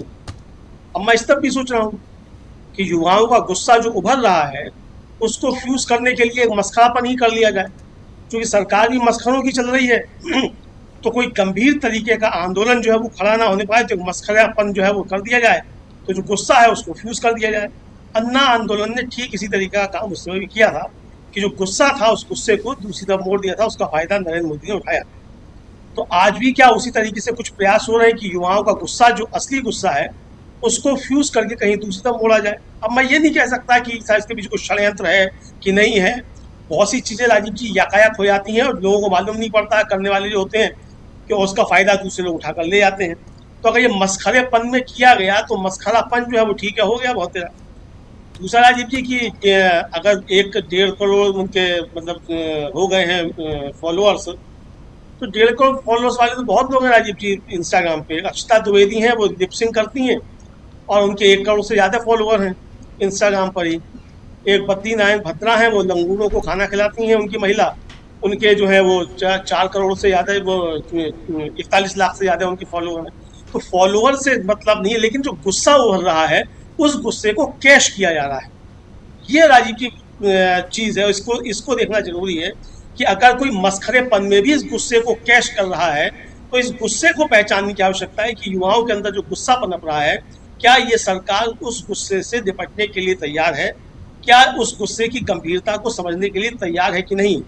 ये राजीव जी एक महत्वपूर्ण प्रश्न है। मुझे लगता है कि सरकार जो है इस गुस्से को समझने को तैयार नहीं है कि लोगों का गुस्सा किस तरीके से निकल रहा है। भले ही सीजीआई की टिप्पणी रही हो, उस टिप्पणी के खिलाफ जो है आवाज इस तरीके से उठी हो कि आपने इस पूरे एक वर्ग को जो है आपने कह दिया, लेकिन राजीव जी इसमें कहीं ना कहीं जो नाराजगी तो युवाओं की दिखाई पड़ती है कि एक प्रतिवाद जो है वो उठ रहा है कि सीजीआई जो है अगर इस तरीके की शब्दावली का इस्तेमाल करेंगे तो वो शब्दावली स्वीकार नहीं की जाएगी और तोहमत जो है स्वीकार नहीं की जाएगी। और राजीव जी, हम ही लोग थे सबसे पहले, इस सोशल मीडिया भी जो कहा जाता है और जो मीडिया भी कहा जाता है, अल्टरनेट मीडिया है, जिन्होंने सबसे पहले सीजीआई के इस शब्द पर जो थी सख्त आपत्ति हम लोगों ने जताई थी। और उसके बाद ही राजीव जी देखिए, हम लोगों का जब न्यूज़ पॉइंट का प्रोग्राम हुआ उसके बाद जो है तमाम लोगों ने, अपने नेताओं ने भी अपने वीडियो थे वो जारी करना शुरू किए, सीजीआई पे सवाल उठना शुरू हुए। तो ये राजीव जी हम लोगों ने उसको समय से पहले पहचाना, चूंकि हम लोग जिम्मेदार लोग हैं तो जिम्मेदारी के साथ हम लोग चीज़ों को पहचानने की कोशिश करते हैं। तो ये गुस्सा जो है राजीव जी, निश्चित तौर से उसको पहचानने की आवश्यकता है। अगर सिर्फ मेलोडी है, चॉकलेटी करके आप इस गुस्से से निपटना चाहते हैं तो हुजूर, इस गुस्से से मेलोडी है, चॉकलेटी से नहीं निपटा जा सकता है, इसको आपको समझना पड़ेगा। भले ही आज ये किसी ने मस्खरेपन में ही कोई पेज लॉन्च कर दिया और एक प्रोफाइल बना दिया, उस पर लोग जुड़ गए, फॉर्म भर लिया, उसके जुड़ गए, वो आम आदमी पार्टी से जुड़े रहे हो, उस तरीके के बहुत से लोग होते हैं वहाँ, मस्खरे भी खूब है वहाँ, ठीक है, उन्होंने उसका इंतजाम कर लिया, उसका फायदा उठाया। लेकिन अगर ये फायदा भी कोई उठाया है राजीव, तो गुस्सा है तभी तो ये फायदा उठा रहा है ना। अगर गुस्सा नहीं होता तो ये 1.5 करोड़ लोग कहाँ से 2 दिन में जो है फॉलोअर बन जाते। तो जाहिर सी बात है कि गुस्से को ही प्रदर्शित कर रहा है। अब भले ही वो उस गुस्से का कोई नाजायज फायदा उठा रहा हो या उसका उठाने की कोशिश करे, वो आने वाला समय बताएगा। लेकिन इतना तय है कि सरकार को समझना पड़ेगा कि गुस्सा जो है वो पनप रहा है और आप अब नहीं निकल सकते बातें करके, तालियां बजाकर और चॉकलेट बांटकर। अब इन चीज़ों से काम चलने वाला नहीं है। ज़मीन पर आपको काम करना पड़ेगा। युवाओं का गुस्सा जो है उसको आपको शांत करना पड़ेगा, जिम्मेदारी लेनी पड़ेगी। सबसे बड़ी बात यह कि सरकार जो अभी तक जिम्मेदारियों से भागती रहती है, ये जिम्मेदारी लेनी ही पड़ेगी। और नहीं आप लेंगे तो फिर ये कोई मस्खरेपन में ही किसी ने भले कुछ कर दिया हो तो राजीव जी यहाँ भी चीज़ें कुछ उल्टी सीधी हो सकती हैं। नेपाल में भी हम लोगों ने देखा राजीव जी, वहाँ भी थे वो मस्खरे ही एक तरीके से। पालन शाह रैपर थे, वो मस्खरे तो नहीं कहना चाहिए उनको, रैपर थे, आ गए लेकिन वो भी। तो यहाँ भी कोई भी इस तरीके से आ सकता है। तो गंभीर इसके अगर कोई राजनीतिक आप उपाय नहीं करेंगे तो राजीव जी फिर परिस्थितियाँ उसी तरह बढ़ती हमको दिखाई पड़ेंगी। बाकी जहाँ जहाँ ये जेनजी के राजीव जी आंदोलन हुए, चाहे वो नेपाल में हो चाहे बांग्लादेश में हो, फ़ायदा उससे अमेरिका को हुआ है और वहाँ अमेरिका के जो हैं वो अड्डे बनना शुरू हो गए हैं। तो हमको इस तरफ भी देखना पड़ेगा कि ये तथाकथित जेनजी आंदोलन है, इनके पीछे क्या क्या चीज़ें चल रही हैं, अंतर्राष्ट्रीय स्तर पर भी क्या क्या गतिविधियां हैं, तो उनकी तरफ भी हमको ध्यान रखना पड़ेगा। बाकी जो माले वाले हैं राजीव जी, मैं इन लोगों को ज़्यादा गंभीरता से इसलिए नहीं होता कि ये सब जो तुरंत क्रांति करने निकल पड़ते हैं, कहीं भी अन्ना के आंदोलन में भी क्रांति करने निकल पड़े। जी, आपकी ढेर सारी बातें, बहुत अलग अलग रूप की बातें हैं। चलिए उस पर भी बात करेंगे। आना चाहता हूँ प्रफुल्ल जी आपके पास। प्रफुल्ल जी, आप कैसे देखते हैं इस पूरे प्रकरण को, कॉकरोच को कैसे देखते हैं आप? और आएंगे उधर पश्चिम बंगाल पे भी, सेकंड राउंड में आता हूँ, लेकिन कॉकरोच की बात कर रहे हैं, युवाओं की बात कर रहे हैं, जेनजी की बात कर रहे हैं। हम देश में एक उभरते हुए गुस्से को हम लोग देख रहे हैं। और सिर्फ ये नहीं है कि देश के चीफ जस्टिस ऑफ इंडिया ने कुछ बयान दे दिया, उसके बाद ये सब हो गया। गुस्सा जो है वो सड़कों पे दिखाई दे रहा है। आज देखा, अभी तस्वीर देख रहे थे आप, चाहे वो राजस्थान की तस्वीर हो, चाहे वो कर्नाटक की तस्वीर हो, चाहे छत्तीसगढ़ या मध्य प्रदेश की तस्वीरें हों, ये तस्वीरें दिखाई दे रही हैं कि पेपर लीक का मामला हो या बेरोजगारी का मामला हो, वो गुस्सा तो उबल रहा है। किस दिन फूटेगा वो दिन, उस दिन का इंतजार शायद युवा कर रहे होंगे उनको। और जब गुस्सा फूटता है, आंदोलन ऐसे होते हैं, तो फिर वहाँ किसी नेता की ज़रूरत नहीं होती है। लोग खुद ब खुद स्वतःस्फूर्त सड़कों पे होते हैं। और इसी देश ने ऐसे बहुत सारे आंदोलन देखे हैं। आपसे ज़रा समझना चाहता हूँ कि आप इसको कैसे देखते हैं। आवाज़ नहीं आ रही। जी ठीक है, आ रही आवाज़। जी नमस्कार सभी को। आज 21 मई है और आज राजीव गांधी का शहादत दिवस है। आज पुण्यतिथि है उनकी। और उन्होंने ही सबसे पहले 21वीं सदी का सपना देखा था और नौजवानों की बात को नए सिरे से अपने तरीके से उन्होंने उठाया था।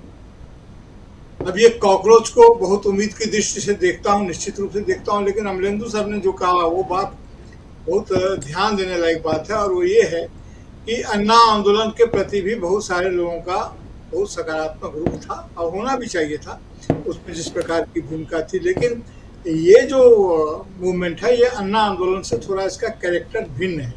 क्योंकि इसलिए कि अन्ना आंदोलन को तो शुरू किया था कुछ संगठित लोगों ने और प्लान करके शुरू किया था। इसके पीछे मुझे कोई प्लानिंग तो नहीं दिखती है। इसलिए इस आंदोलन की रूपरेखा थोड़ी सी उससे भिन्न है कि इनके जो नेता जो लोग हैं उनकी अपनी एक राजनीतिक पृष्ठभूमि रही है।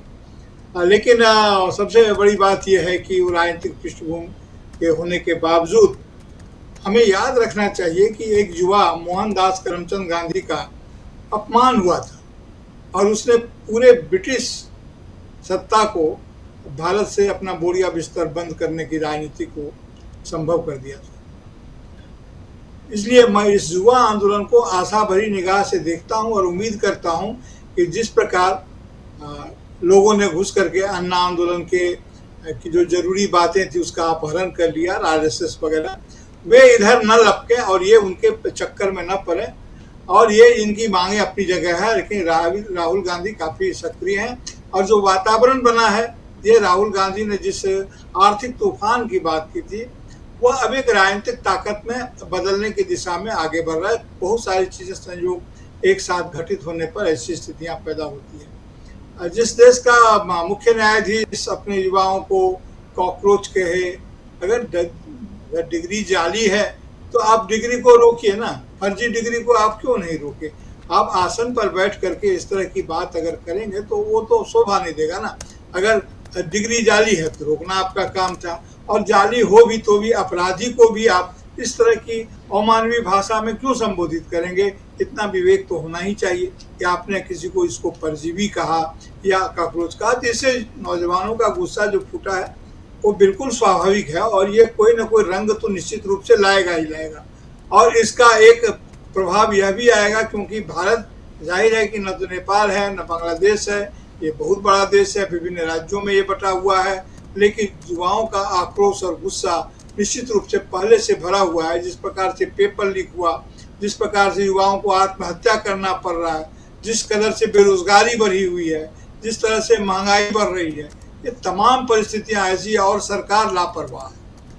देखिए, लोग अन्याय से पीड़ित होते हैं, अभाव से पीड़ित होते हैं, लेकिन अन्याय से बहुत ज़्यादा पीड़ित होते हैं, उत्पीड़ित होते हैं। तो एक अन्यायी समाज में हम पहुंच गए हैं, क्योंकि यहाँ जो सत्ता में जो लोग हैं वो भी उसी प्रकार का भाई भतीजावाद, भेदभाव कर रहे हैं, नेपोटिज्म कर रहे हैं। और दूसरी बात कि वे अगर आराम से रहेंगे और बाकी लोगों को उपदेश देंगे कि आप इस तरह से रहिए, उस तरह से रहिए, रिस्ट्रिक्शंस लगाएंगे, प्रतिबंधित करेंगे, तो जाहिर है कि गुस्सा एक बहुत दूसरे तरह से फूटेगा लोगों को। लेकिन इसमें हमें नेता प्रतिपक्ष को यह चाहिए, राहुल गांधी को चाहिए, और वो कर भी रहे हैं कि इस गुस्से को एक राजनीतिक ताकत में बदलने की कोशिश कर रहे हैं। उन्होंने शिक्षा मंत्री से इस्तीफे की मांग की थी, आज शायद मीटिंग भी हो रही है, तो शिक्षा मंत्री इस्तीफा देते हैं, रिसफलिंग होता है, सरकार का क्या बयान आता है, अगर वो देते इस्तीफा देते भी है, रिसफलिंग है, क्या उसे वो रूटीन करके निकल जाएंगे या इसके बाद कोई जांच वगैरह की प्रक्रिया होगी। लेकिन यह मामला जरूर है कि जिस प्रकार से इनका अकाउंट बैन किया गया है, बंद किया गया है, इससे तो वही बात साबित हो गई ना जो बात वहां पर विदेश में हैरी लिंग ने कही थी, जो अपने चैनल पर भी उस दिन आकर के हम लोगों ने उनकी बातें सुनी थी। और उन्होंने यही तो कहा था कि एक जो जिसका पत्रकारिता के प्रेस फ्रीडम में जिसका नंबर 1 है, वो तो मुख्य सवाल उनका क्या था? मुख्य सवाल ये था, प्रधानमंत्री ने जब सवाल नहीं लिया तो मुख्य सवाल ये था कि देश दुनिया भारत पर भरोसा क्यों करे। उन्होंने ये कहा था कि एक ताकतवर मुल्क के साथ हमारा देश समझौता कर रहा है, तो उन्होंने वहां के प्रधानमंत्री को भी कहा था कि इन पर भरोसा क्यों किया जाए। तो एक राजनीतिक सवाल तो वो था और उस दृष्टिकोण से आगे बढ़ा था, तो सवाल भरोसे का है। और ये युवा अब भरोसाहीन अगर हो रहे हैं और भरोसाहीनता की अभिव्यक्ति अगर इस तरह से हो रही है, तो उनके भरोसे को थामने के लिए, गिरते हुए भरोसे को थामने के लिए एक राजनीतिक प्रक्रिया की शुरुआत होनी चाहिए। मुझे लगता है कि इस समय में आपराधिक और उपद्रवी प्रक्रियाएं तो बहुत है, लेकिन एक लोकतांत्रिक राजनीतिक प्रक्रिया का घनघोर अभाव देश में हो गया है, जिसे फिर से बहाल किया जाना चाहिए। जी बिल्कुल बिल्कुल, आप सही कह रहे हैं। जरा प्रोफेसर अखिल स्वामी जी के पास आना चाहता हूँ। स्वामी जी, बहुत आप तमाम साथियों की बातें आप सुन रहे थे, और 2 चीज़ें हैं, युवा भरोसा क्यों करे, किस पे करे, क्या देश में कोई दिशा नहीं है, कोई डायरेक्शन नहीं है, कोई नेता नहीं है, और एक नए नेता बनने की कोशिश कर रहा है अभिजीत दीपके, ये माना जाए, या यहाँ पर सीधे सीधे सिंपल कि युवा उबल रहा है और उसे मौका चाहिए। आप कैसे देखते हैं? केवल युवाओं का नहीं है, हम बुढ़े क्या अपने देश के प्रति हमारा कर्तव्य कुछ नहीं है क्या हमारे देश के बच्चों को जब इतना कष्ट होता है, जब उनको अग्निवीर बना दिया जाता है, 17 साल की नौकरी को 4 साल की कर दिया जाता है, जब हमारे किसान के बच्चे बेचारे उनको एमएसपी नहीं मिलती है और उनके माता पिता आत्महत्या करते हैं, और जब ये नीट के पेपर लीक हो जाते हैं और साउथ के स्टेट्स के कहने के बावजूद स्टेट वाइज आप वो नहीं करा पाते हैं, तो जब हमारे देश के बच्चे परेशान हैं, तो हम जैसे बुजुर्गों का भी कर्तव्य है कि हम उनका साथ दें। देखिए, कौन करे, कहाँ करे, कैसे करे, कौन नेता बनना चाह रहा है, कौन नेतृत्व लेता है, कौन क्या करे, लेकिन मैं ये चाहता हूं अगर भारतीय जनता पार्टी के लोगों को, सत्ता में बैठे हुए लोगों को देश से जरा भी प्यार है, तो ये जो बदलती हुई हवा है इसको समझ लें। बहुत दिनों तक ये इसको नहीं रोक पाएंगे, और देश का जो हमारे पूर्वजों ने, हमारे पुरखों ने जो फांसी पे लटके हैं और जो उन्होंने लाठियां खाई हैं और अंग्रेजों से लड़े हैं, बड़ी मेहनत करके हमारे देश को आज़ाद कराया। और चर्चिल ने एक बार कहा भी था कि ये देश ऐसा नहीं है, बहुत दिन स्वतंत्र नहीं रह पाएगा। 70 साल हमें महसूस नहीं हुआ, लेकिन पिछले 12 साल के अंदर जैसे इन्होंने लोकतांत्रिक परंपराओं का और संविधान की हत्या की है, उससे मुझे लगता है कि उसकी बात को ये प्रूव करने के चक्कर में है। मैं तो इनसे कहता हूं, भारतीय जनता पार्टी वालों से निवेदन करता हूं, राष्ट्र हित में, भारत के हित में, भारत माता के हित में आप लोग सुधर जाइए, लोकतांत्रिक प्रक्रियाओं को चलने दीजिए। अगर हमारे संविधान के अंदर सेकुलरिज्म है उसको रहने दीजिए, गांधीवाद को चलने दीजिए, गोडसे को थोपने का प्रयास मत कीजिए, मेरे देश को गांधी और बुद्ध का देश बनाइए, इजराइल का साथ मत दीजिए, शांति का प्रयास कीजिए। और जिस प्रकार से आपने देश को बर्बादी की तरफ धकेल दिया है, अगर आप नहीं सुधरेंगे तो हम अपने बच्चों को, अपनी नेक्स्ट जनरेशन और उसकी अगली जनरेशन को, क्योंकि हमारे पूर्वजों ने इस देश के लिए त्याग किया है, हम किसी भी हद तक जाएंगे, लेकिन अपने देश के लोकतंत्र और अपने देश के महात्मा गांधी के सिद्धांतों को आगे बढ़ाने के लिए अहिंसात्मक रूप से इस देश की ऐसी सत्ता को बदल देंगे जैसे हमने 1974-76 में इंदिरा जी ने जब इमरजेंसी लगाई थी, तब मैं जवान था, मेरा पूरा कैरियर मेरे सामने पड़ा हुआ था, MBA में कर रहा था, लेकिन इसके बावजूद जो खेम लेके आग बढ़े थे, आज तो मैंने पूरा जीवन जी लिया है। लेकिन इन बच्चों के लिए, युवा पीढ़ी के लिए मुझे जो भी बलिदान और त्याग करना होगा मैं करूंगा। और अपने देश के जितने बुजुर्ग लोग हैं, जितने बुढ़े लोग हैं, ये बच्चों को अकेला मत छोड़िएगा। ये बच्चे बेचारे अवसाद के ग्रस्त हैं, इनके ऊपर हर तरह का अत्याचार हो रहा है, इनको नौकरियां नहीं मिल रही हैं। पहले इन्हें डिग्री देते हैं, उसके बाद ये इस प्रकार से पेपर को लीक कराते हैं, उसके बाद नौकरी में जिस प्रकार का अत्याचार हो रहा है, प्राइवेट सेक्टर में जिस प्रकार का एक्सप्लॉयटेशन हो रहा है, हम अपने देश के बच्चों के साथ खड़े हुए हैं। लोकतांत्रिक रूप से वो भी आंदोलन करें और सत्ता पक्ष से भी ये कहता हूं, बहुत देर जुल्म मत करो, जुल्म ज्यादा करोगे बहुत बुरी हालत हो जाएगी। तुम लोगों ने अर्थव्यवस्था की, विदेश नीति की ऐसी की तैसी कर दी है और हमारी भारत माता पे इस प्रकार का अत्याचार मत करो, वरना भुगतोगे। और याद रखोगे 77 के इलेक्शन में इंदिरा जी को पूरे नॉर्थ में हम लोगों ने साफ कर दिया था। कितना भी ज्ञानेश कुमार गुप्ता जी बेईमानी कर पाए, नहीं होगा। और मैं सुन रहा था कि एक अच्छे प्रवक्ता को, क्या ऐसे देश को लेके आप क्या करोगे उत्तर प्रदेश के अंदर, अगर तुम सत्ता अपना भी लोगे, देश लूट चुका होगा। 97 रुपए का डॉलर जब हो गया है और देश के अंदर अर्थव्यवस्था इतनी ज़्यादा खराब हो गई है कि हमें तेल के लिए, हर चीज़ के लिए हमको लाल, और लोग जो बेचारे लकड़ी और कोयले से अपने घर घर खाना बना रहे हैं, खाना नहीं बना पा रहे हैं। जो हमारे श्रमिक हैं 12,000 की तनख्वाह में काम नहीं चला पा रहे हैं। रोड में बैठे हुए सारे व्यापारी परेशान हैं, खोमचे वाले परेशान हैं और बड़े बड़े पूंजीपतियों का ऋण माफ हो रहा है। सुधर जाओ, भारत माता की कसम है, तुम लोगों को सुधर जाओ, वरना हम तुम्हें सुधार देंगे। जी जी जी, बिल्कुल बिल्कुल। प्रशांत जी, कैसे देखा जाए, क्या ये दिशा विहीन है युवा? नहीं, मुझको नहीं लगता कि युवा दिशा विहीन है। और युवाओं से अगर आप बात कीजिए तो बहुत फोकस है वो अपने करियर को लेकर, देश को लेकर। और वो जो आज का युवा है, देखिए वो सोशल मीडिया में जन्मा है। हमने तो अपनी उम्र गुजार के सोशल मीडिया हमको मिला है। हम तो अपना प्रोफेशनल करियर खर्च कर चुके हैं जब सोशल मीडिया आया है। लेकिन ये जो आज का युवा है तो सोशल मीडिया में जन्मा है और उसको, वो ग्लोबल सिटीजन है। तो ग्लोबल सिटीजन है, उसकी वैल्यूज हैं, मैं उसको खारिज नहीं कर सकता। वो बात अलग है कि वो कोई एक बड़ा आंदोलन नहीं बन पाया, लेकिन मुझे पूरा भरोसा है कि ये जो ज्ञानेश कुमार और राजीव कुमार आते हैं और इलेक्शन को चोरी कर लेते हैं, कोई जो है वो जज आके कुछ भी कह देंगे, ये अब नहीं चल पाएगा। एक बात। दूसरी बात देखिए, जो कंपेयर हो रहा है, तुलना हो रही है, मैं अमरिंदर जी की बात से काफ़ी हद तक सहमत भी हूँ कि वो जो अन्ना आंदोलन था, वो अन्ना आंदोलन उस वक्त की सरकार के खिलाफ था। उस वक्त की सरकार के खिलाफ भ्रष्टाचार के आरोप थे। बाद में उनका क्या हुआ वो अलग बात है, लेकिन एक आरोप थे भ्रष्टाचार के। उसकी असली मंशा क्या है, पीछे के प्लेयर्स क्या थे, बहुत साफ अब नजर आता है कि वो आरएसएस का किया हुआ पूरा खेल था। यहाँ पे जो आंदोलन है, ये प्रेजेंट सरकार के खिलाफ है। प्रेजेंट सरकार हिंदू मुसलमान की पॉलिटिक्स करती है। प्रेजेंट सरकार अडानी अंबानी को साथ लेकर चलती है। प्रेजेंट सरकार के पास अपना एक गोदी मीडिया भी है। ये उसके खिलाफ है ये जन आक्रोश। वो पेपर लीक होते हैं, उसके बाद वो पेपर लीक या पेट्रोल के दाम या डीजल के दाम बढ़ते हैं और टीवी के स्टूडियो में मेलेडी बांटी जाती हैं, चॉकलेट बांटी जाती है। ये उसके खिलाफ जन आक्रोश है। ये गोदी मीडिया के खिलाफ भी है, ये पुलिस के डंडों के खिलाफ भी है, ये पेपर लीक के खिलाफ भी है, ये महंगाई के खिलाफ भी है, ये नौकरियों के लिए किए गए वादे के खिलाफ भी है। तमाम तरीके के गुस्सा पनप रहा है। जो घड़ी घड़ी अकाउंट ब्लॉक होते हैं, घड़ी घड़ी ट्विटर जो है वो फेसबुक के वो बंद कर दो, वो वीडियो डाउन कर दो, और उन सब के फॉलोवर्स हैं। जैसे अब डीवी लाइव के भी 10 मिलियन फॉलोवर्स हैं। एक बड़ा परिवार है 1 करोड़ लोगों का, और लगभग इतने ही लोग रोज देखते हैं अलग अलग प्रोग्राम हमारा। तो ये एक बड़ा परिवार है। तो इस तरीके से बाकी लोगों के पास भी इतनी ही बड़ी कम्युनिटी है।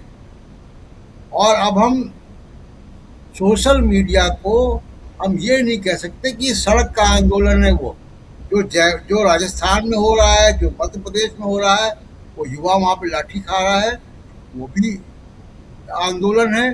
जो सोशल मीडिया पे चल रहा है वो भी आंदोलन है। अन्ना आंदोलन के समय सोशल मीडिया आ चुका था, लेकिन इतना ताकतवर नहीं था जितना आज है। तो मैं उसको अभी इसमें कोई बहुत मैं जजमेंटल नहीं होना चाहता हूँ, देखना चाहता हूँ कि ये क्या करते हैं, इनकी दिशा क्या होती है। लेकिन एक बात जरूर मैं कहूँगा कि पॉलिटिकल पार्टीज के सामने जो संस्थागत पॉलिटिकल पार्टीज हैं अपोजिशन की, चाहे वो समाजवादी पार्टी है, चाहे वो आरजेडी है, चाहे डीएमके है, तृणमूल कांग्रेस है, कांग्रेस पार्टी है, कांग्रेस पार्टी, इस तरीके के जो युवाओं के साथ जो सेंटीमेंट जोड़ने का मामला था, वो एक मौका था, उसको उनको इनकैश करना चाहिए था, उसमें क्रिएटिव होना चाहिए था, सोचना चाहिए था कि युवाओं से हम इंगेज कैसे करें। वो इंगेजमेंट की ट्रिक, इंगेजमेंट की तरकीबें जो है सोचनी चाहिए थी उनको, कि युवा जो आ रहा है, जो रील्स बना रहा है, जो पढ़ाई कर रहा है, जिसके पेपर लीक हो रहे हैं, इसके साथ हम इंगेज कैसे करें। वो इंगेजमेंट की स्ट्रेटजी में मुझे लगता है कि देर हुई, वैक्यूम था और वो कोई इंगेजमेंट नहीं मिल रहा था लोगों को। और चीफ जस्टिस का एक बयान आता है जो लोगों को बुरा लगा और तुरंत के तुरंत ये एक चेन रिएक्शन बन गया, बहुत सारे गुस्से को एक तरीके से चैनलाइज कर दिया गया। बंगाल में आप देखिए कि क्या हो रहा है, बड़ा रोचक हो रहा है, किस तरीके समाज बदल रहा है। कि अभी ईद बकरीद आने वाली है, बकरीद में मुसलमानों ने गाय लेने से मना कर दिया। जो गाय बेचने का काम करते हैं वो अधिकांश जो है वो हिंदू हैं और उनकी इकॉनमी सब कई 2-2 करोड़ के 1-1 करोड़ के लोन ले लिए लोगों ने कि अभी भी बकरीद आएगी तो बेचेंगे। और एक लड़का गाय लेकर जा रहा है, उसकी बहन की शादी के लिए वो गाय बेचना चाहता है बकरीद के पहले। जाहिर सी बात है, क्यों बेचना चाहता है, हम जानते हैं क्यों बेचना चाहता है, लेकिन उसको मुसलमान कह रहे हैं कि तुम्हारी माता है, तुम इसकी सेवा करो ले जाके। तो अब ये अगर आंदोलन, देखिए इस तरीके के गांधीवादी आंदोलन है ये, इस तरीके गांधीवादी आंदोलन अगर जो बंगाल में आज हमको दिख रहा है कि मुसलमानों ने गाय भैंस लेने से बकरीद पे मना कर दिया और उससे प्रभावित हो गए हिंदू व्यापारी, ये आंदोलन का उत्तर भारत में भी आ जाए, आप देखिए हाहाकार मच जाएगी। ये बीजेपी की सरकारें अपना रुख बदलेंगी। तो ये नए तरीके का युवा अपने लेकर आ रहा है वैल्यूज, और ये मुझे लग रहा है कि मैं उसको बहुत उम्मीद की किरण से देख रहा हूँ, उम्मीद से कि ये ज़रूर कुछ ना कुछ जो है वो आगे करेगा। आप देखिए कि एक यंग युवा पत्रकार हेली लिंग नॉर्वे की, उसने एक सवाल पूछ के वो काम कर दिया। तो यहाँ बड़े बड़े संपादक, बड़े बड़े एक्टिविस्ट, बड़े बड़े पॉलिटिकल पार्टीज मीडिया की फ्रीडम में वो बहस नहीं चला पाए जो एक 27 साल की लड़की ने वहाँ से बैठ के चला दी कि उसने नरेंद्र मोदी से सवाल पूछा जिसका जवाब दिए बिना का वो निकल गए। ये काम तो यहाँ भी हो सकता था। नरेंद्र मोदी जाते हैं कई कार्यक्रमों में, तो ये हालांकि इटली पहुंचने के बाद वो सचेत हो गए, वहाँ से मीडिया गायब कर दिया गया, लेकिन उस लड़की ने काम कर दिया और यहाँ पे आज बहस हो रही है। भले उसको ट्रोल कर रहे हैं लोग, लेकिन मीडिया फ्रीडम पे दुनिया देख रही है कि भारत 157वें पादान पर है और उसकी कीमत चुका रहे हैं यहाँ के पत्रकार। तो मैं इसको खारिज नहीं करना चाहता हूँ और मैं देख रहा हूँ कि देश में इसका शायद इंतज़ार था, वो घड़ी अब शायद हमको देखने को मिलेगी। और अभी जो कॉकरोच जनता पार्टी है उसने भी धर्मेंद्र प्रधान के इस्तीफे की मांग कर दी। जो उनका नया ट्विटर हैंडल आया है उसने भी धर्मेंद्र प्रधान के इस्तीफे की मांग की है। और मैं अभी आपसे कह दूं कि मोदी जी भले ही कितने शक्तिशाली हो, भले ही वो जानते हो कि मिलिट्री इतनी चॉकलेट भरी कैसे होती है, लेकिन वो धर्मेंद्र प्रधान को अब रोक नहीं पाएंगे। आप देख लीजिएगा अगले कुछ दिनों में। जी राजीव जी जी बिल्कुल बिल्कुल। प्रेम कुमार जी, क्या यहाँ पर सवाल वही कि क्या एक नए डायरेक्शन में है देश, यहाँ से देश में एक उफान देखने को मिलने वाला है, कैसे देखते हैं? बिल्कुल एक चिंताजनक दौर से देश गुजर रहा है, संकट के दौर से गुजर रहा है। आने वाले समय में ये संकट और गहरा होने वाला है और हमारा देश आज 35 वर्ष से कम आयु के 51 करोड़ लोग देश में रहते हैं जो 35 साल या उससे कम उम्र के हैं। तो आप समझ सकते हैं, और इस देश की औसत आयु जो है 28 साल है। आज जहां सबसे ज़्यादा हमारे पास वर्क फोर्स है और डिपेंडेंट्स कम हैं, कल को डिपेंडेंट्स ज़्यादा होंगे और वर्क फोर्स कम हो जाएगा। तो आज जो जेन जी को है यही चिंता है। जेन जी इस बात को समझ रहा है कि आज उनके पास रोजगार के अवसर कम हो रहे हैं। अपने देश की जो औद्योगिक नीति है, मैन्युफैक्चरिंग से दूर भागने की नीति है, या फिर अमेरिका परस्त जो नीतियां हैं, अमेरिका से भी अब खदेड़े जा रहे हैं, वहाँ की प्रतिभाएं, वहाँ रहना मुश्किल हो रहा है। तो अब जेन जी करेगा क्या, ये सवाल है। उनके साथ व्यवहार भी गलत हो रहा है और इसको देखते हुए अब जेन जी जाग रहा है। और ये जेन जी छोटा, मैंने पहले भी कहा कि ये छोटी आबादी नहीं है। 91 करोड़ लोग 35 साल से कम उम्र के हैं, तो ये बहुत बड़ी आबादी है। तो जाहिर बात है उनके रुख से देश की राजनीति भी बदलती है और राजनीति भी उनके रुख के हिसाब से अपने आप को अनुकूलित करती है।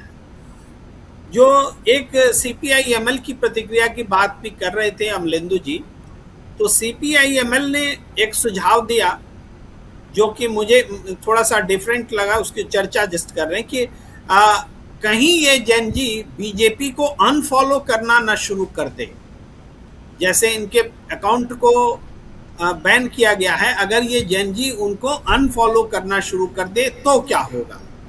देखिए, ये उनका सुझाव हो सकता है, लेकिन आजकल फॉलो और अनफॉलो का जो सिस्टम जिनके हाथ में है वो वहाँ पर भ्रम डाल देंगे। आप समझ नहीं पाएंगे कि वो रियल है अनरियल है। तो अपनी स्ट्रेंथ बताना ही जो बता रहे हैं, कॉकरोच जनता पार्टी ने अपनी स्ट्रेंथ बताई है सबसे ऊंची लकीर खींचकर। हम बीजेपी जो दुनिया की सबसे बड़ी पार्टी होने का दावा करती है, उससे भी ज्यादा फॉलोअर्स लेकर के 4 दिन के अंदर जो जेन जी खड़ा हो गया, तो उसकी ताकत को आप समझ सकते हैं। तो हमें लग रहा है वो सही डायरेक्शन में है। माले का वो सलाह बहुत सही नहीं है कि आप बीजेपी को अनफॉलो कीजिए। बीजेपी को अनफॉलो करना कोई ये नहीं है, अपने आप को स्ट्रॉन्ग करना ये ज़्यादा ज़रूरी है। और मुद्दों पर बोलना, ये बात सही है कि मुद्दे पर अगर जेन जी अपना रख रहा है और धर्मेंद्र प्रधान का इस्तीफा मांग रहा है, तो ये जनता की आवाज़ सामने रख रहा है। जनता की आवाज़ को रखना पड़ेगा। बेरोजगारी और इस तरह की बातों पर भी बोलना होगा। और जिस तरह से बात तो जुडिशरी से शुरू हुई, लेकिन माहौल तो पूरे देश में एक जैसा है, सब में बेचैनी है। तेल नहीं मिल रहे हैं, सिलेंडर नहीं है, लाइनें लगी हुई हैं, आगे और अंधकार दिख रहा है। इन सबको देखते हुए कौन है इसका जिम्मेदार, कौन होगा अकाउंटेबल। युवा जो सड़क पर उतरे हैं वो अकाउंटेबिलिटी मांग रही है, जिम्मेवारी मांग रही है। इस्तीफा दो मतलब जिम्मेवारी लो। तो अकाउंटेबल अगर आप सरकार को कर देते हैं तो बहुत बड़ा काम होता है, लेकिन जब सरकार अकाउंटेबल होना ही नहीं चाहती है तो जेन जी को फिर उतरना पड़ता है। यही जेन जी दिखला रहा है। जी जी जी जी बिल्कुल बिल्कुल, आप सही कह रहे हैं, जेन जी यही दिखा रहा है। जल्दी से अमलेंदु जी, आपकी बातें हो रही थी और ज़रा जल्दी से आना चाहता हूं, क्या जोड़ना चाहेंगे इसमें? अनम्यूट कीजिए। हाँ जी, ठीक है, आ रही है आवाज़। प्रेम कुमार जी ने सीपीआई एमएल की बात कही राजीव जी, तो सीपीआई एमएल ठीक है, अब आप किसी को अनफॉलो कर दीजिए, क्या कर दीजिए, उससे कुछ क्रांतियां अगर किसी से हो जाए तो ठीक है, सोशल मीडिया से ही सारी क्रांतियां हो जाएंगी। तो मुझे लगता है राजीव जी कि आंदोलन कुछ दूसरे तरीके के होते हैं और उनसे फायदा उठाने की चीजें कुछ दूसरी तरीके की होती हैं। मैं भी कोई संदेह व्यक्त नहीं कर रहा हूँ कि किसी का षड्यंत्र है या इसके पीछे कोई कुछ है। मैं ये कह रहा हूँ कि अगर ये मस्खरेपन में ही शुरू किया गया तो भी ये गुस्से को बता रहा है युवाओं का। अगर ये मस्खरापन भी है या किसी ने अगर षड्यंत्र के तहत भी किया है तब भी युवाओं का गुस्सा है वो निश्चित तौर पर दिखाई पड़ रहा है। तो इसलिए बाकी अब ये क्रांति करेंगे कि नई पार्टी बना लेंगे, क्या मैनिफेस्टो होगा, बहुत सारी बातें होंगी कि क्या अच्छा पार्टी बनाएंगे तो क्या चुनाव आयोग इनको अब स्वीकृत कर लेगा, इनको दर्ज कर लेगा। भाई चुनाव में तब उतरेंगे ना, चुनाव आयोग जो आपको दर्ज करेगा कि आप एक पार्टी है, तब आप चुनाव में उतरेंगे। तो ये देखने वाली चीज होगी। दूसरा राजीव जी, सोशल मीडिया पर कितने लोग उनको फॉलो कर लिया, कितना उनका वो हो गया, कि कितने उनके फॉलोअर ज्यादा हो गए। तो राजीव जी, कांग्रेस के फॉलोअर्स जो है वो सोशल मीडिया पर उसी इंस्टाग्राम पर बीजेपी से ज्यादा हैं। यूट्यूब पर मोदी जी को लोग जो है ज्यादा नेगेटिव कमेंट करते हैं और राहुल गांधी ज्यादा देखे जाते हैं। तो वो एक अलग मसला है। तो उससे लेकिन क्या जो चुनावी राजनीति है वो कुछ हल हो जाती है, तो वो एक अलग मसला है। तो इसलिए मैं ये कहूंगा कि ये जो गुस्सा है उसकी एक अभिव्यक्ति तो हो रही है, लेकिन ये गुस्सा जो है उसको सही तरीके से कोई भुना रहा है या इसके पीछे कोई चाल है या सिर्फ मस्खरेपन में किया, जो भी है राजीव जी, वो चीजें आने वाले समय में होंगी। कोई संदेह भी नहीं है और कोई आस्था भी नहीं है, क्योंकि मैं राजीव जी मार्क्स की एक उक्ति है कि हर वस्तु को शक की नजर से देखो, तो मैं हर वस्तु को शक की नजर से पहले जरूर देखता हूँ। हो सकता है बाद में चीजें अच्छी हो, तो मैं पहले उस शक की नजर से देख रहा हूँ। तो यही देख रहा हूँ कि अगर आपने इसको मस्खरेपन में किया है तो भी, और अगर इसके पीछे कोई षड्यंत्र है तो भी, वो चीजें आने वाले समय में मालूम पड़ेंगी। लेकिन युवाओं का एक गुस्सा है, वो मोदी जी को समझना चाहिए और सरकार को समझना चाहिए। बात अपॉर्चुनिटी की होती है। प्रशांत जी कुछ जोड़ना चाहते हैं? जी प्रशांत जी, अनम्यूट कीजिए। एक छोटा सा पॉइंट ये ऐड करना चाहता हूँ कि सोशल मीडिया पे अभिजीत दीपिके से किसी ने पूछा कि आपका आरक्षण के बारे में और दलित और सोशल जस्टिस के मामलों में क्या राय है। तो अभिजीत दीपिके का जवाब ये है कि मैं खुद एक दलित हूँ, उम्मीद है कि आपको इससे मेरा उत्तर मिल गया होगा।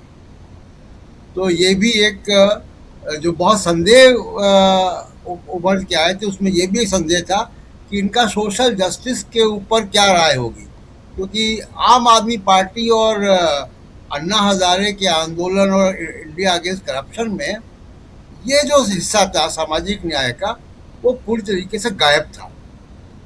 तो ये एक छोटा सा क्लैरिफिकेशन है, तो मैंने कहा ऐड कर। जी बिल्कुल सही आप कह रहे हैं।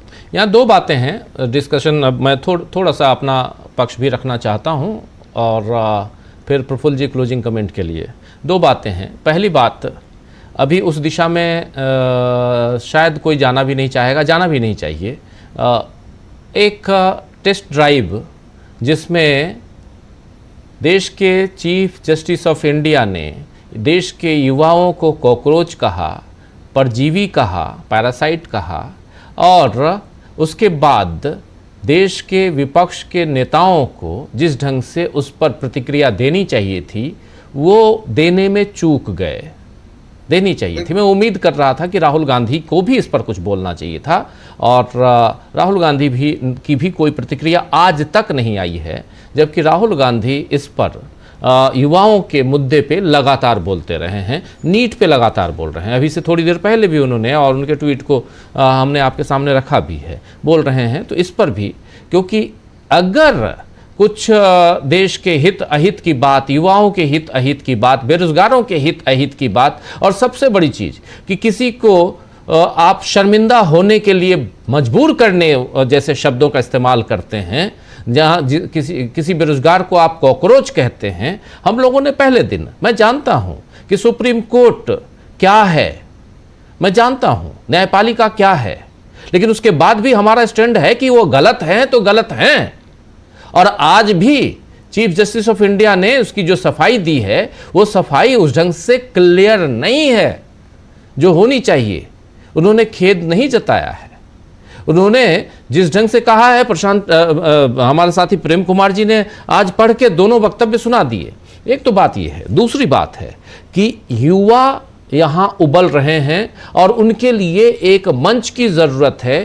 कोई भी तीसरा अगर उस मंच पे आता है, चाहे वो सोशल मीडिया का प्लेटफॉर्म क्यों ना हो, उस मंच को कोई क्रिएट कर रहा है और उधर युवा बिल्कुल, अगर 4 दिनों में 16 मिलियन फॉलोअर्स इंस्टाग्राम पे आ जाते हैं तो ये दिखाई देता है। ये एक सैंपल है आपके लिए, सैंपल साइज जो करते हैं आप, वो सैंपल है जहां पर आप समझ सकते हैं कि युवा क्या चाहते हैं इस देश के।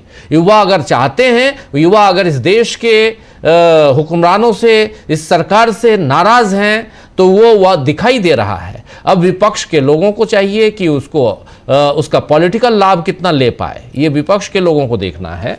और चाहे अन्ना के आंदोलन में क्या फायदा हुआ, क्या नुकसान हुआ, कांग्रेस को फायदा हुआ कि नुकसान हुआ, लेकिन जिनको फायदा लेना था उन्होंने लिया। क्या देश में नरेंद्र मोदी की सरकार अन्ना आंदोलन की सीढ़ियों को चढ़ते हुए नहीं आई थी? बिल्कुल आई थी।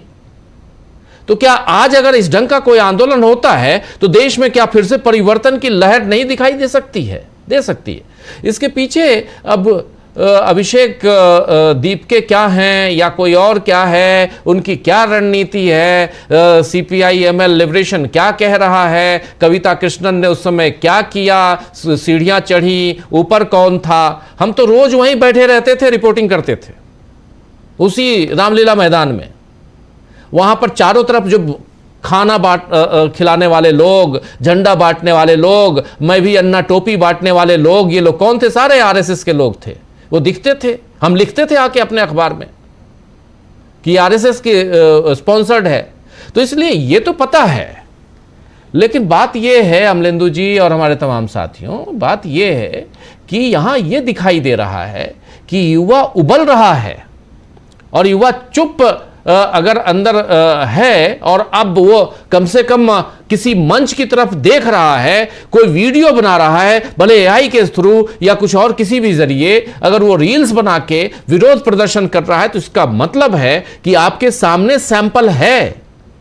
अब इन युवाओं को आप अपनी तरफ कितना ला सकते हैं ये आपके ऊपर डिपेंड करता है। ये राहुल गांधी के ऊपर डिपेंड करता है, ये अखिलेश यादव के ऊपर डिपेंड करता है, ये तेजस्वी यादव के ऊपर डिपेंड करता है, ऐसे तमाम विपक्षी, ममता बनर्जी के, अभिषेक बनर्जी के ऊपर डिपेंड करता है, इन तमाम विपक्ष के नेताओं के ऊपर डिपेंड करता है कि उनको आप अपनी तरफ ला सकते हैं कि नहीं ला सकते हैं। नहीं ला सकते हैं तो कहीं तीसरी तरफ जाएगा जहां उसको दिखेगा।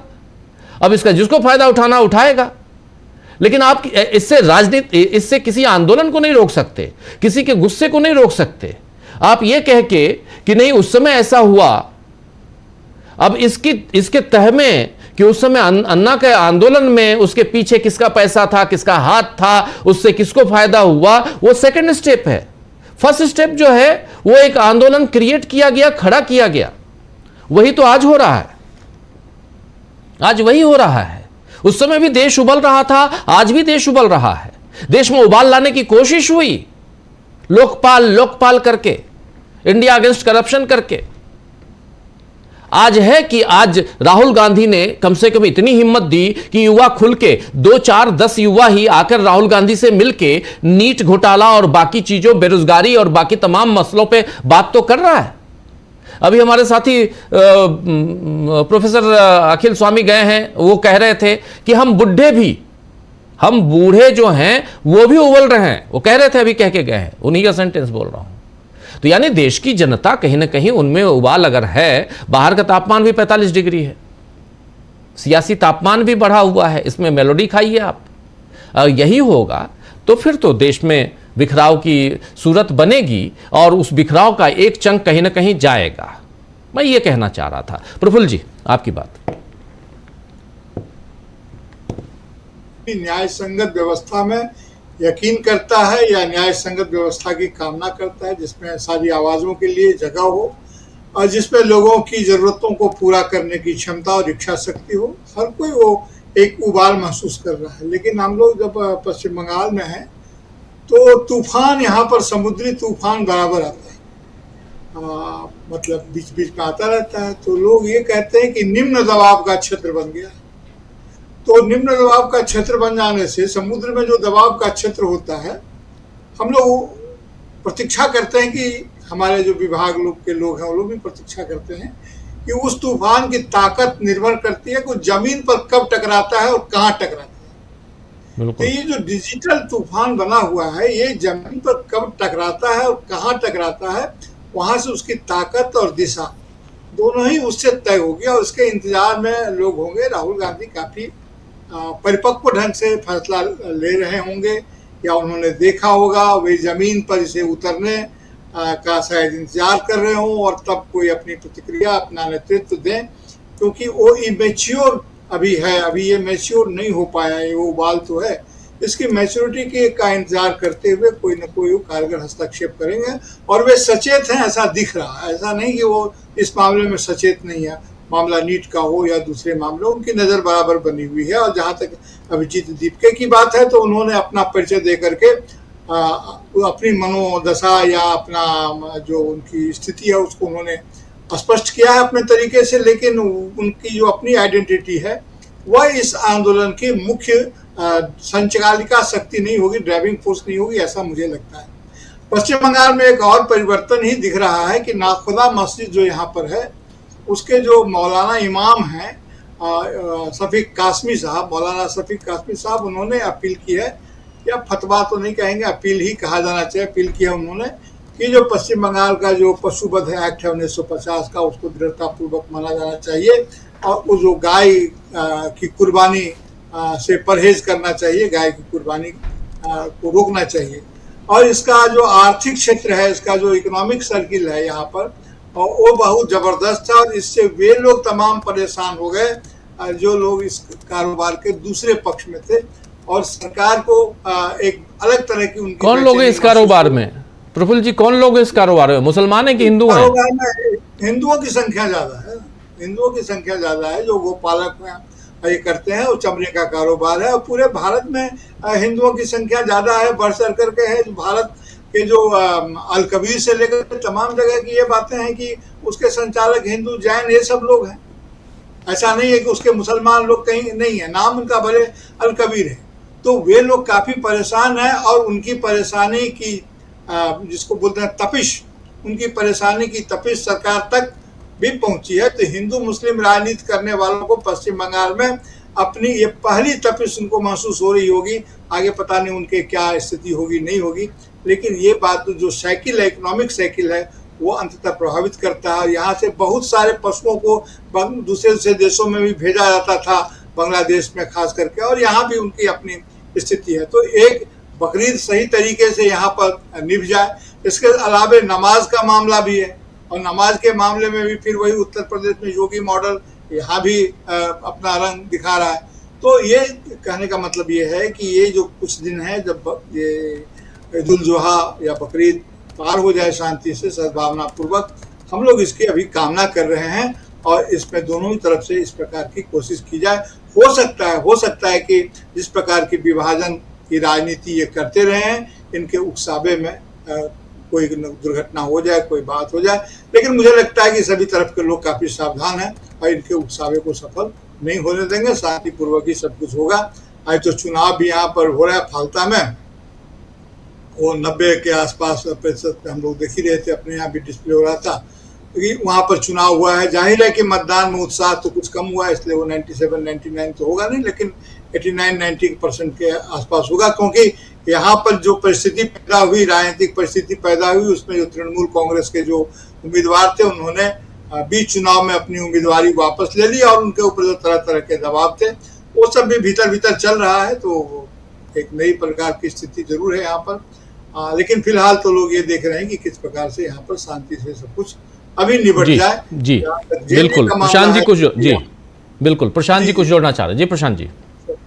राजीव जी, कैसी विडंबना है कि जो पार्टी गाय के नाम पर चुनाव जीत कर आती है, जो पार्टी गाय के नाम पर जिसके समर्थक हत्याएं करते हैं लोगों की, बेकसूर लोगों की, और वो पार्टी के सब सरकार बनती है, तो वो अधिकारियों के माध्यम से कहलवा रही है कि भाई आप लोग गाय काटिए, लेकिन अपने घर में काटिए, क्योंकि गाय बेचने वाले जो लोग हैं वो घोष लोग हैं या समर्थक है बीजेपी के। कैसे विडंबना और कैसे लोग हैं ये। आप सोचिए कि इनके संस्कार क्या हैं, इनके जीवन के मूल्य क्या हैं, कि सत्ता के लिए आप गाय को भी कुर्बान करना चाहते हैं। कमाल की बात है। जी, जी यही है, ये दोहरा चेहरा है। कहीं आप जब आप वोट मांगने जाते हैं तो आप कुछ और करते हैं, सड़क पे आपके लोग जो हैं वो गौ रक्षक सेना जो है वो किसी की भी लिंचिंग कर देती है, और फिर अब यहाँ पे आप कुछ और कर रहे हैं। और चाहे उत्तर प्रदेश हो, चाहे और भी कई प्रदेश हैं, और कई लोग हिंदू लोग बहुत बड़े एक्सपोर्टर बीफ के हैं। उसमें बीफ का मतलब अपने यहाँ कुछ और माना जाता है, लेकिन अब चूँकि बकरीद सामने है, 28 तारीख को बकरीद है, उससे पहले सियासत जारी है, और वो पश्चिम बंगाल में ज़्यादा, क्योंकि इस बार पश्चिम बंगाल में सरकार बीजेपी की है। बीजेपी जो है वो गौ माता की रक्षा की बात करती है, लेकिन राजनीति और बिजनेस दोनों पैरेलल लाने की कोशिश होती है, और मोदी जी और उनकी पार्टी तो राजनीति और बिजनेस को अच्छे से जानते हैं, दोनों अच्छी तरह से जानते हैं। चलिए खैर, ये सब्जेक्ट थोड़ा सा अलग था, लेकिन पश्चिम बंगाल में जो खेल चल रहा है वो जानना जरूरी है। हमारे साथी प्रफुल्ल कोलखियान जी कोलकाता से हमारे साथ जुड़ते हैं, और इनसे बेहतर कौन बताएगा, इसलिए। और आज फाल्ता में इलेक्शन के बारे में बता ही रहे हैं कि लगभग 88% इलेक्शन वहाँ पर वोटिंग हुई है। 77.22% मैं देख रहा था थोड़ी देर पहले, और वहाँ पर टीएमसी के कैंडिडेट 3 दिन पहले जहांगीर खान वो अपने आप को विड्रॉ कर लेते हैं। इसके पीछे की कहानी क्या है वो बाद में समझ में आएगी, लेकिन आप लोगों से कुछ भी छिपा नहीं है, आप सब अच्छी तरह से जानते हैं। अब कहाँ